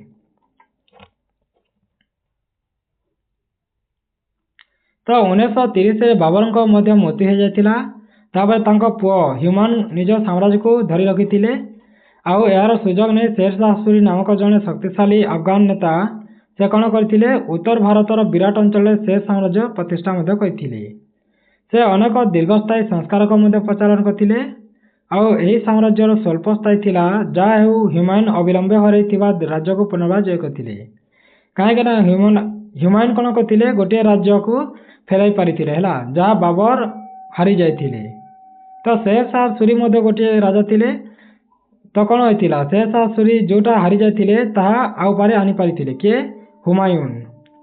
तो यह घटना घटिया पूर्व हिमू जड़े कुशली सामरिक सेनापति थे से मुख्यमंत्री थे से शेष सूरी शासक भाई दिल्ली अधिकार करते से हेमचंद्र विक्रमादित्य राजकीय नाम से जनाशुना थे से राजा। तो जदिओ किछि दिन सामरिक सफलता को उपभोग करते किंतु से द्वितीय पानीपत युद्ध में क्षताक्त होते हारी जाते एवं युद्ध करने पर बाबर नाती जहाँ अकबर आउ हेमू मध्य युद्ध होता जहाँ हेमू हारी जाते आउ अकबर सम्मुखीन हो से हारी जाते बेले हेमू अकबर हेमू को हराई देते है हेमू राजा को तापर अकबर पुनर्बार से दिल्ली अधिकार करते आउ फिर पारे मोगल शासन आगू नहीं जाते। तो अकबर विषय जानिबा किपरि से राज्य चलैथिले। तो हुमायून को अकस्मात मृत्यु पर 13 वर्ष बयस अकबर कौन करते दिल्लीर सम्राट भावे बा राजा हो जाते और अकबर भारतीय उपमहादेश को एक मोगल शासन अधीन करने से बहुत चेष्टा करते। तो तांका शासन काल थिला निष्ठुरता और सहनशीलता से बहुत लोक भल पाउथिले आ से उच्चाभिलाषी और रणकौशल सामंजस्य संगठित थिला से बहुत लोक को मिलाई मिसाई से बहुत शासन काल आग को नहीं पूर्व विजय गुड़िकर पूर्वपुरुषों को अनुसरण कर से निर्दय हो चित्तदुर्ग बा राजस्थान चित्तौड़गढ़ को राजपूत सैन्यमान प्रबल प्रतिरोध सत्य से 5 मास धरी अवरोध करते जिते बेले सेठारे राजपूत मैंने जमी राजस्थान चित्तौड़गढ़ है कहीं राजपूत मैंने से शासन करते तो जिते बेले आसिले अकबर सेते बेले से युद्ध हरैकी केते 5 मास पर्यंत है 5 मास धरी से अवरोध करते से निज कब्जा रखी आउ। तो यही समय राजपूत सैन्य मैंने मोगल मान बहु क्षति करते शेष अकबर युद्धर नियम भांगिक बहु संख्यार राजपूत सैनिक मृत्युवरण करते। तो शताधिक राजपूत मुने रमणी मुने कौन करते जहर व्रत पालन करते जहाद्वारा अकबर गणहत्यार आदेश देते। तो फल 30,000 साधारण निरीह लोक मैंने मृत्युवरण करते। यही आक्रमण रक्षा पाइबापी नारी और शिशु को दास कर रखी सेते बेला को अकबर को केवल 25 वर्ष ही होता से एक विजय उल्लासर वार्ता पठाई आउ जोटी से लिखी आमे विधर्मी मानकर बहुत दुर्ग सहर को अधिकार कर सेठारे इस्लाम प्रतिष्ठा कर सफल होइछुं। तो से कहीं से गोटे इस्लाम लोक थे है मुसलमान लोक थे से मुसलमान धर्म को आग नापी चेष्टा करते आग को नापाई आउ हिंदू मान को बौद्ध जैन तम सिख मान को से धर्म परिवर्तन करते है सिख धर्म आम तुषातुर तरबाई साहाଯ୍ୟରେ नास्तिकतार चिन्ह को से मस्तिष्क आम लिभाई देचु सारा हिंदुस्तान में आम बहु मंदिर ध्वंस करूँ। तो से यहाँ कहते जे बहुत लोक मान से मारी आ से कहते नास्तिकता को है जो मैंने कौन धर्म को मानी ना नास्तिकता कहला आउ जो नास्तिकता माने बा से जदि मुस्लिम धर्म जदि ग्रहण कर न थाए ताको से मारी दौला है तार मस्तिष्क को बा मुंड को उड़ाई दौला तरवार रे आउ से हिंदुस्तान बहुत मंदिर को ध्वंस कर देथिला। तो जहर कौन टे जानी नेबा। तो जेते बेले तुर्की किंबा मोगल सेना कौन राज्य जय करुथिले से अनेक समय से नारी मान दासी रूपे ରଖୁଥିଲେ ଆଉ ଦୁର୍ବ୍ୟବହାର ମଧ୍ୟ କରୁଥିଲେ। ତ ଅନେକ ଐତିହାସିକ ଦୃଷ୍ଟାନ୍ତ ଏ ଦିଗରେ ମଧ୍ୟ କହିଥାନ୍ତି ଯେ ବହୁ ରାଜପୁତ ରମଣୀମାନେ ସେମାନଙ୍କ ହାତରେ ଧରା ପଡ଼ିବା କିମ୍ବା ଦୁର୍ବ୍ୟବହାର ଯଦି ଶିକାର ହୋଇଥିଲେ ତାର ପୂର୍ବରୁ ସେମାନେ ନିଆଁରେ ଡେଇଁ ଆତ୍ମହତ୍ୟା କରିଦେଉଥିଲେ ହେଲା। ତାହାକୁ ଆମେ ଜହରକୁ ଶେଷ ପ୍ରତିରୋଧ ଓ ଆତ୍ମସମ୍ମାନ ରକ୍ଷା କରିବାର ଏକ ବୀରତ୍ୱପୂର୍ଣ୍ଣ କର୍ମ ଭାବେ ବିବେଚନା କରୁଥିଲେ। କାହିଁକିନା ସେମାନେ ଦୁର୍ବ୍ୟବହାର କରୁଥିଲେ, ଦାସୀ ବୋଲି ଖଟିବାକୁ ପଡ଼ୁଥିଲା, ସେଇଥିପାଇଁ ସେମାନେ କ'ଣ କରୁଥିଲେ, ନିଆଁରେ ଡେଗି ଆତ୍ମହତ୍ୟା କରୁଥିଲେ, ଯାହାକୁ ସେମାନେ ଜହର ବୋଲି କହୁଥିଲେ ହେଲା। କାହିଁକିନା ଆମେ ନିଜର ବା ମୋଗଲ ସେନାମାନଙ୍କର ଦାସୀ ହେବା ବା ଦୁର୍ବ୍ୟବହାର ନ ସହିକି ସେମାନେ ମରିବା ପାଇଁ ସେ ରାଜି ହୋଇଥିଲେ। ତ ଏଣୁ ଆକବର ଶେଷରେ ଯେତେବେଳେ ଚିତ୍ତୋରଗଡ଼ ଭାଙ୍ଗି ଦେଇଥିଲେ ଆଉ ଭିତରେ ପ୍ରବେଶ କରିଥିଲେ, ସେଠାରେ ଶତାଧିକ ରାଜରମଣୀ ମଧ୍ୟ କ'ଣ କରିଥିଲେ ବା ସମ୍ଭ୍ରାନ୍ତ ମହିଳାମାନେ ଯେଉଁଟା ଥିଲେ ସେମାନେ ଅଗ୍ନିରେ ଡେଇଁକି ଆତ୍ମହତ୍ୟା ମଧ୍ୟ କରିଥିଲେ, ଯାହାକୁ ଆମେ ଜହର ବୋଲି କହିଥାଉ। ତ ଆକବର ନିଜ ପୂର୍ବଜମାନଙ୍କୁ ଏହି ବିଚାରରେ ଅନୁସରଣ ମଧ୍ୟ କରିଥିଲେ। ଜଣେ ମହାରାଜା ସର୍ବଦା ବିଜୟ ବିଳାସ ହେବା ଉଚିତ ବୋଲି ସେ କହୁଥିଲେ, ନଚେତ୍ ସେ ତାଙ୍କ ଶତ୍ରୁଗଣ ବିରୋଧରେ ଅସ୍ତ୍ର ଉତ୍ତୋଳନ କରିବେ ବୋଲି କହୁଥିଲେ। ତ ତାଙ୍କ ସାମ୍ରାଜ୍ୟ ଯେତିକି ବଢ଼ି ଚାଲିଥିଲା ସେ ନିଜ ସାମ୍ରାଜ୍ୟର ଆଗକୁ ସେତିକି ବଢ଼ିବା ପାଇଁ ଚାହୁଁଥିଲେ ଓ ଅଧିକ ରାଜନୈତିକ ରଣକୌଶଳ ମଧ୍ୟ ବ୍ୟବହାର କରୁଥିଲେ। ଯେତିକି ଆଗକୁ ତାଙ୍କ ଏରିଆ ବଢ଼ାଉଥିଲେ ସେତିକି ଆଗକୁ କେମିତି ବଢ଼ାଇବେ ସେ ବିଷୟରେ ଚିନ୍ତା କରୁଥିଲେ। ସେ ପଡ଼ୋଶୀ ରାଜ୍ୟଗୁଡ଼ିକ ସହ ବୈବାହିକ ବନ୍ଧୁତା ସ୍ଥାପନ ମଧ୍ୟ କରୁଥିଲେ, ଯାହାଦ୍ୱାରା ସେ ରାଜପୁତ ଓ ପ୍ରାଦେଶିକ ଶାସନମାନଙ୍କୁ ନିଜ ପ୍ରାସାଦରେ ସ୍ୱାଗତ କରୁଥିଲେ।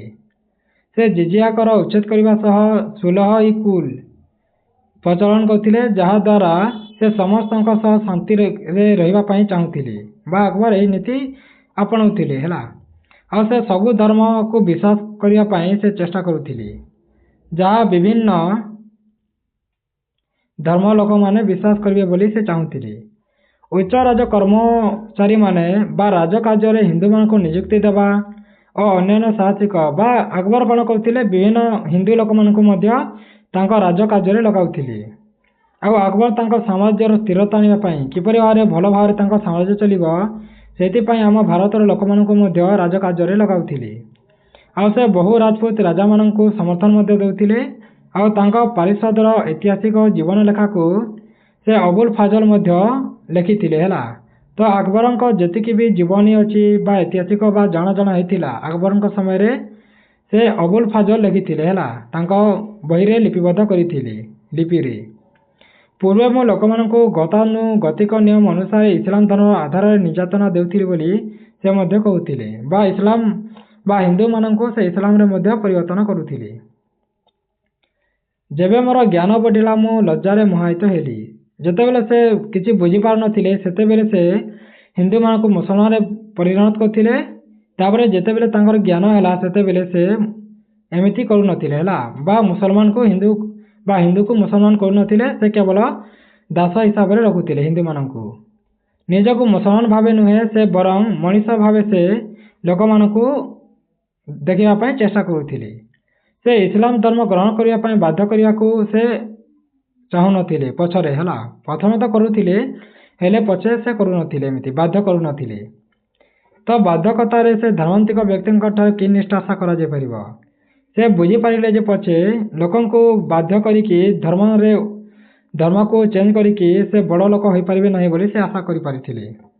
ଆକବରଙ୍କର ଶାସନ ପ୍ରାୟ 50 ବର୍ଷ ତିଷ୍ଠି ଯାଇଥିଲା ହେଲା। ସେ 50 ବର୍ଷ ପର୍ଯ୍ୟନ୍ତ ସେ ରାଜା ହୋଇଥିଲେ, ତାପରେ ତାଙ୍କର ମୃତ୍ୟୁ ହୋଇଥିଲା।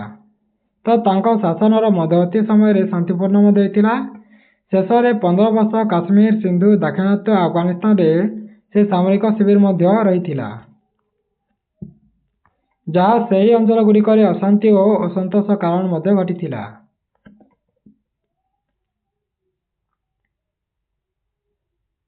ଏଇଟା ତମେ ଦେଖିପାରୁଥିବ 5 ମହଲା ବିଶିଷ୍ଟ ଥିଲା, ଯାହାକୁ ଆମେ ପଞ୍ଚମହଲ ବୋଲି କହିଥାଉ ହେଲା। ଏଇଟା ଫତେପୁର ସିକ୍ରି ଠାରେ ଅଛି, ଯାହା ଆକବର ନିର୍ମାଣ କରିଥିଲେ। ଆଜିର ଆଗ୍ରା ଠାରେ ଅଛି, ଏବେ ଯଦି ଯିବ ତାହେଲେ ଦେଖିପାରିବ। ତାପରେ ଆକବର ନିରକ୍ଷର ସତ୍ତ୍ୱେ ଆକବର କିଛି ଜାଣିନାହାନ୍ତି ହେଲା, କାହିଁକିନା ସେ ନିରକ୍ଷର ଥିଲେ ବା ସେ ପାଠଶାଠ ପଢ଼ିନଥିଲେ ଆକବର। ତାହା ସତ୍ତ୍ୱେ ମଧ୍ୟ ସେ ପାରସିକ ଆଉ ଭାରତୀୟ ଗ୍ରନ୍ଥଗୁଡ଼ିକୁ ସେ ଜାଣିବା ପାଇଁ ସେ ବହୁତ ଆଗ୍ରହୀ ଥିଲେ ବା ଜାଣିବା ପାଇଁ ସେ ଚେଷ୍ଟା କରୁଥିଲେ। ଆଉ ଅନେକ ସମୟରେ ତାଙ୍କ ଦରବାରକୁ ପଣ୍ଡିତମାନଙ୍କୁ ଆମନ୍ତ୍ରଣ କରୁଥିଲେ ଆଉ ସେ ଫତେପୁର ସିକ୍ରି ଅନୁବାଦ ସାଧନ ମଧ୍ୟ କରୁଥିଲେ, ଯେଉଁଠି ସେ ବହୁ ଗୁରୁତ୍ୱପୂର୍ଣ୍ଣ ସଂସ୍କୃତ ଗ୍ରନ୍ଥକୁ ପାର୍ସୀ ଭାଷାରେ ଅନୁବାଦ କରୁଥିଲେ। ଆଉ ସେ ମହାଭାରତ, ଯାହା ରାଜମନାସା ଫାଶୀରେ ବା ଯୁଦ୍ଧର ପୁସ୍ତକ ଲେଖିଥିଲେ, ରାମାୟଣ, ଭାଗବତ ଗୀତା, ପଞ୍ଚତନ୍ତ୍ର ଏହିସବୁ ସେ ଏଠାରେ ପାଠ ମଧ୍ୟ କରୁଥିଲେ। ଆକବରଙ୍କର ପୁତ୍ର ଜାହାଙ୍ଗୀର ତାଙ୍କ ବାପାଙ୍କର କଲା ଓ ସ୍ଥାପତ୍ୟ ପ୍ରତି ଥିଲା ବହୁତ ଶ୍ରଦ୍ଧା, ହେଲେ ଦାକ୍ଷିଣାତ୍ୟରେ ସାମ୍ରାଜ୍ୟ ବିସ୍ତାର କରିବା ପାଇଁ ସେ ଚାହୁଁଥିଲେ।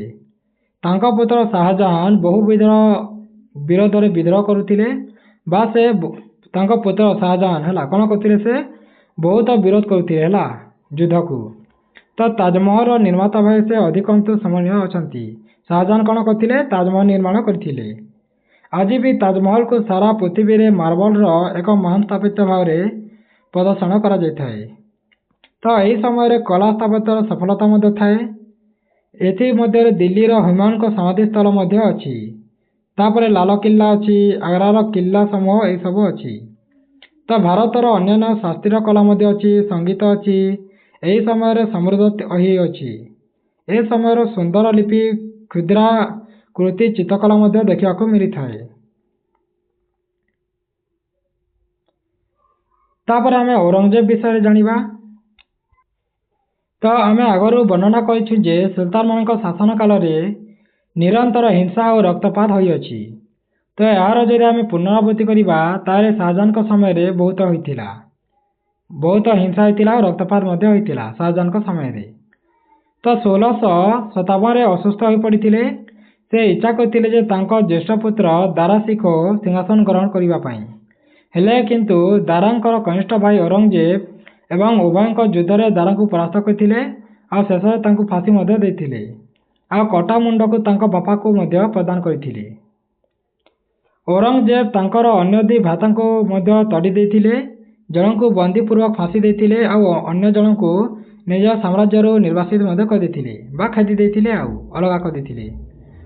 ତାଙ୍କ ପରବର୍ତ୍ତୀ ଶାସନର ଆହ୍ୱାନକୁ ମୁକାବିଲା କରିବା ପାଇଁ ଔରଙ୍ଗଜେବ ନିଜ ପିତା ଶାହଜାହାନଙ୍କୁ ମଧ୍ୟ ଆଗ୍ରା ଦୁର୍ଗରେ ବନ୍ଦୀ କରିଥିଲେ।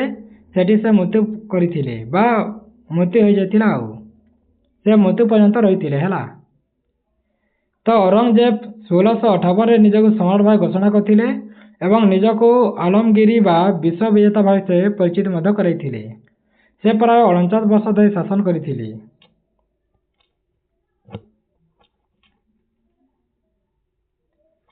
ସାମରିକ ବିଦ୍ୟାରେ ଔରଙ୍ଗଜେବ ଦକ୍ଷ ଥିଲେ। ସେ ମୁଖ୍ୟତଃ ଦାକ୍ଷିଣାତ୍ୟରେ ଅନେକ ସାମରିକ ଶିବିର ପରିଚାଳନା କରିଥିଲେ ଆଉ ବହୁତ ଅଞ୍ଚଳ ଜୟ ମଧ୍ୟ କରିଥିଲେ। ତାଙ୍କ ରାଜତ୍ୱ କାଳରେ ମୋଗଲ ସାମ୍ରାଜ୍ୟର ସର୍ବାଧିକ ସମ୍ପ୍ରସାରଣ ହୋଇଥିଲା ବା ଆଗକୁ ବଢ଼ାଇଥିଲେ ତାଙ୍କ ରାଜ୍ୟକୁ। ଯଦିଓ ସେ ସବୁବେଳେ ଗୁରୁତ୍ୱପୂର୍ଣ୍ଣ ବିଦ୍ରୋହର ସମ୍ମୁଖୀନ ହୋଇଥିଲେ, ତେନେ ମଧ୍ୟ ସେ କିଛି ବିଷୟରେ ବହୁତ କାମ କରିଥିଲେ। ଔରଙ୍ଗଜେବ ତାଙ୍କ ଜୀବନର ଶେଷ 25 ବର୍ଷ କାଳ ସେ ଦାକ୍ଷିଣାତ୍ୟ ବା ଯାହାକୁ ଆମେ ଡେକାନ କହିଥାଉ, ଗୋଟିଏ ପରେ ଗୋଟିଏ ଯୁଦ୍ଧ କରି ଚାଲିଥିଲେ ଆଉ ଯୁଦ୍ଧବିମାନ ମଧ୍ୟ ବଡ଼ ବଡ଼ ସୈନ୍ୟବାହିନୀ ମଧ୍ୟ ରଖିଥିଲେ। ଆଉ ରାଜକୋଷରୁ ବିପୁଳ ଅର୍ଥ ଖର୍ଚ୍ଚ କରିବା ଯୋଗୁଁ ସେ ତାଙ୍କର ପ୍ରଶାସନ ଉପରେ ବହୁତ ଆର୍ଥିକ ଚାପ ପଡ଼ିଥିଲା ବା ସେ ବହୁତ ପଇସା ସରେଇ ଦେଇଥିଲେ ଯୁଦ୍ଧ କରି କରି। ଫଳରେ କ'ଣ ହେଲା, 1707ରେ ଔରଙ୍ଗଜେବଙ୍କ ଯେତେବେଳେ ମୃତ୍ୟୁ ହୋଇଯାଇଥିଲା, ପରେ ମୋଗଲ କ୍ଷମତାର ଦୁର୍ଗତି ବା ତାଙ୍କର ଅବକ୍ଷେପଣ କାରଣ ହୋଇଥିଲା ବା ଶେଷରେ ଲାଷ୍ଟ ହୋଇଯାଇଥିଲା ମୋଗଲ କ୍ଷମତାର। ତ ଔରଙ୍ଗଜେବ ଇସଲାମ ସୁନ୍ନି ସମ୍ପ୍ରଦାୟରେ ଥିଲେ। ସେ ଜଣେ କଠୋର ଧାର୍ମିକ ବ୍ୟକ୍ତି ଥିଲେ ଆଉ ଆକବରଙ୍କ ଭଳି ସମସ୍ତ ଧାର୍ମିକ ରୀତିନୀତି ଆଉ ଅବସରକୁ ସେ ପାଳନ କରିବାକୁ ପସନ୍ଦ କରୁନଥିଲେ। ବେଲେ ଔରଙ୍ଗଜେବ କ'ଣ କରୁଥିଲେ, ସେ କେବଳ ନିଜ ଧର୍ମ ହିଁ ପସନ୍ଦ କରୁଥିଲେ ଅନ୍ୟ ଧର୍ମର ଲୋକମାନଙ୍କୁ ପସନ୍ଦ କରୁନଥିଲେ। ସେ ସଙ୍ଗୀତ, ନୃତ୍ୟ ଭଳି ଅଣ ଇସଲାମିକ ଅଭ୍ୟାସ ଗୁଡ଼ିକୁ ସେ ତାଙ୍କ ଦରବାରରେ ନିଷିଦ୍ଧ କରିଦେଇଥିଲେ ଆଉ ଅଣ ମୁସଲମାନମାନଙ୍କ ଉପରେ ଜିଜିଆ କର ଟ୍ୟାକ୍ସ ଲଗାଇ ଦେଇଥିଲେ। ହିନ୍ଦୁମାନଙ୍କୁ ବହୁତ ଯେତିକି ବି ପବିତ୍ର ସ୍ଥାନ ଥିଲା ତାହାକୁ ସେ କ'ଣ କରିଦେଇଥିଲେ, ଖଣ୍ଡନ କରିଦେଇଥିଲେ ବା ଧ୍ୱଂସ କରିଦେଇଥିଲେ। ଆଉ ସେ ପୁନଃ ତୀର୍ଥଯାତ୍ରା କର ମଧ୍ୟ ଲାଗୁ କରିଦେଇଥିଲେ, ଯାହା ଆକବର ତାହାକୁ ହଟେଇ ଦେଇଥିଲେ। ତ କିଛି ବିଦ୍ୱାନ ଯୁକ୍ତି କରିଥାନ୍ତି ଯେ ମଧ୍ୟ ଔରଙ୍ଗଜେବଙ୍କ ଅଭିପ୍ରାୟ ମୁଖ୍ୟତଃ ରାଜନୈତିକ ଥିଲା। ସେ କେବଳ ରାଜନୀତି କରିବା ପାଇଁ ଚାହିଁଥିଲେ। ଔରଙ୍ଗଜେବ ଅର୍ଥାତ୍ ସେ ତାଙ୍କ ସାମ୍ରାଜ୍ୟର ଶକ୍ତି ଓ ପ୍ରଭାବ ପ୍ରତିଷ୍ଠା କରିବା ପାଇଁ ଚାହୁଁଥିଲେ। ସେ ମନ୍ଦିରକୁ ଅନୁଦାନ, ସୁରକ୍ଷା ଏସବୁ ଦେଉନଥିଲେ।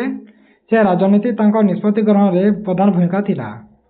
ଔରଙ୍ଗଜେବଙ୍କ ନିଜସ୍ୱ ଆଦେଶ ଓ ତାଙ୍କ ବ୍ୟକ୍ତିଗତ ଧାର୍ମିକ ଉଦ୍ଦେଶ୍ୟକୁ ସ୍ପଷ୍ଟ କରୁଥିଲା ଓ ଯେମିତି 1669 ମସିହାରେ ସେ ସମସ୍ତ ପ୍ରଦେଶର ଶାସକମାନଙ୍କୁ କାଫିରଙ୍କ ବିଦ୍ୟାଳୟ ଓ ମନ୍ଦିର ଭାଙ୍ଗିଦେବାକୁ କୁହାଯାଇଥିଲା। ସେମାନଙ୍କ ଶିକ୍ଷା ଓ ଧାର୍ମିକ ଅଭ୍ୟାସଗୁଡ଼ିକୁ ନଷ୍ଟ କରିଦେବାକୁ ନିର୍ଦ୍ଦେଶ ମଧ୍ୟ ଦେଇଥିଲେ। ଫଳରେ ସେ ବନାରସର ବା ବର୍ତ୍ତମାନ ଯେଉଁଟା ବାରାଣସୀ ଅଛି ସେମିତି ମଥୁରା, ସୋମନାଥ ଏହିସବୁକୁ ମନ୍ଦିରକୁ ସେ ଧ୍ୱଂସ କରିଦେଇଥିଲେ। ଏହା ସହ ଜୈନ ମନ୍ଦିର ଗୁଡ଼ିକ, ଶିଖ ଗୁରୁଦ୍ୱାର ଗୁଡ଼ିକୁ ମଧ୍ୟ ନଷ୍ଟ କରିଦେଇଥିଲେ। ଆଉ ଔରଙ୍ଗଜେବଙ୍କ ଏହି ଦିଗଟି ସୁଫି ସମେତ ଅନ୍ୟାନ୍ୟ ସମ୍ପ୍ରଦାୟର ଯେମିତି ମୁସଲମାନ ଏବଂ ଜୋରାଷ୍ଟ୍ରିୟନ ଏହିସବୁ ମଧ୍ୟ ବିରୋଧ କରିଥିଲେ ବା ଏମାନଙ୍କୁ ମଧ୍ୟ ଅତ୍ୟାଚାର କରିଥିଲା। ଆଉ ଔରଙ୍ଗଜେବ ତ ସବୁ ଧର୍ମର ଲୋକମାନଙ୍କୁ ସେ ଅତ୍ୟାଚାର କରିଥିଲା ଆଉ ମନ୍ଦିର ଗୁଡ଼ାକ ସବୁ ନଷ୍ଟ କରିଦେଇଥିଲା। ତ ମୋଗଲମାନଙ୍କୁ ପ୍ରତିରୋଧ କିପରି କରାଯାଇଥିଲା ତା ବିଷୟରେ ମଧ୍ୟ ଜାଣିବା। ତ ଆସନ୍ତୁ ଆମେ କିଛି ପ୍ରମୁଖ ବିଦ୍ରୋହ ବିଷୟରେ ଆମେ ଜାଣିବା। ତ ଶତାବ୍ଦୀ ଧରି କୃଷକ ଗୋଷ୍ଠୀ ନିର୍ମମ ଶୋଷଣ ବିରୋଧରେ ବିଦ୍ରୋହ କରୁଥିଲା। ତ 17ଶହ ଶତାବ୍ଦୀରେ ଏପରି ଏକ ଘଟଣା ଜାଠ କୁଶଙ୍କ ବିଦ୍ରୋହରେ ମଧ୍ୟ ଜଡ଼ିତ ଥିଲା। ବର୍ତ୍ତମାନର ପଶ୍ଚିମ ଉତ୍ତରପ୍ରଦେଶ, ହରିୟାଣା ଏବଂ ପୂର୍ବ ରାଜସ୍ଥାନରେ ଯେଉଁମାନେ ମୋଗଲ ଶାସନମାନେ କ'ଣ କରିଥିଲେ, ଦମନକାରୀଙ୍କୁ ହତ୍ୟା କରିବାରେ ସଫଳ ପାଇଥିଲେ, ସେ ସମୟରେ କ'ଣ ହୋଇଥିଲା, ବହୁତ ଗୁଡ଼ିଏ ଯୁଦ୍ଧ ହୋଇଥିଲା ହେଲା ବା ମୋଗଲ ପ୍ରଶାସନମାନଙ୍କୁ ବା ଦମନକାରୀଙ୍କୁ ହତ୍ୟା କରିଥିଲେ।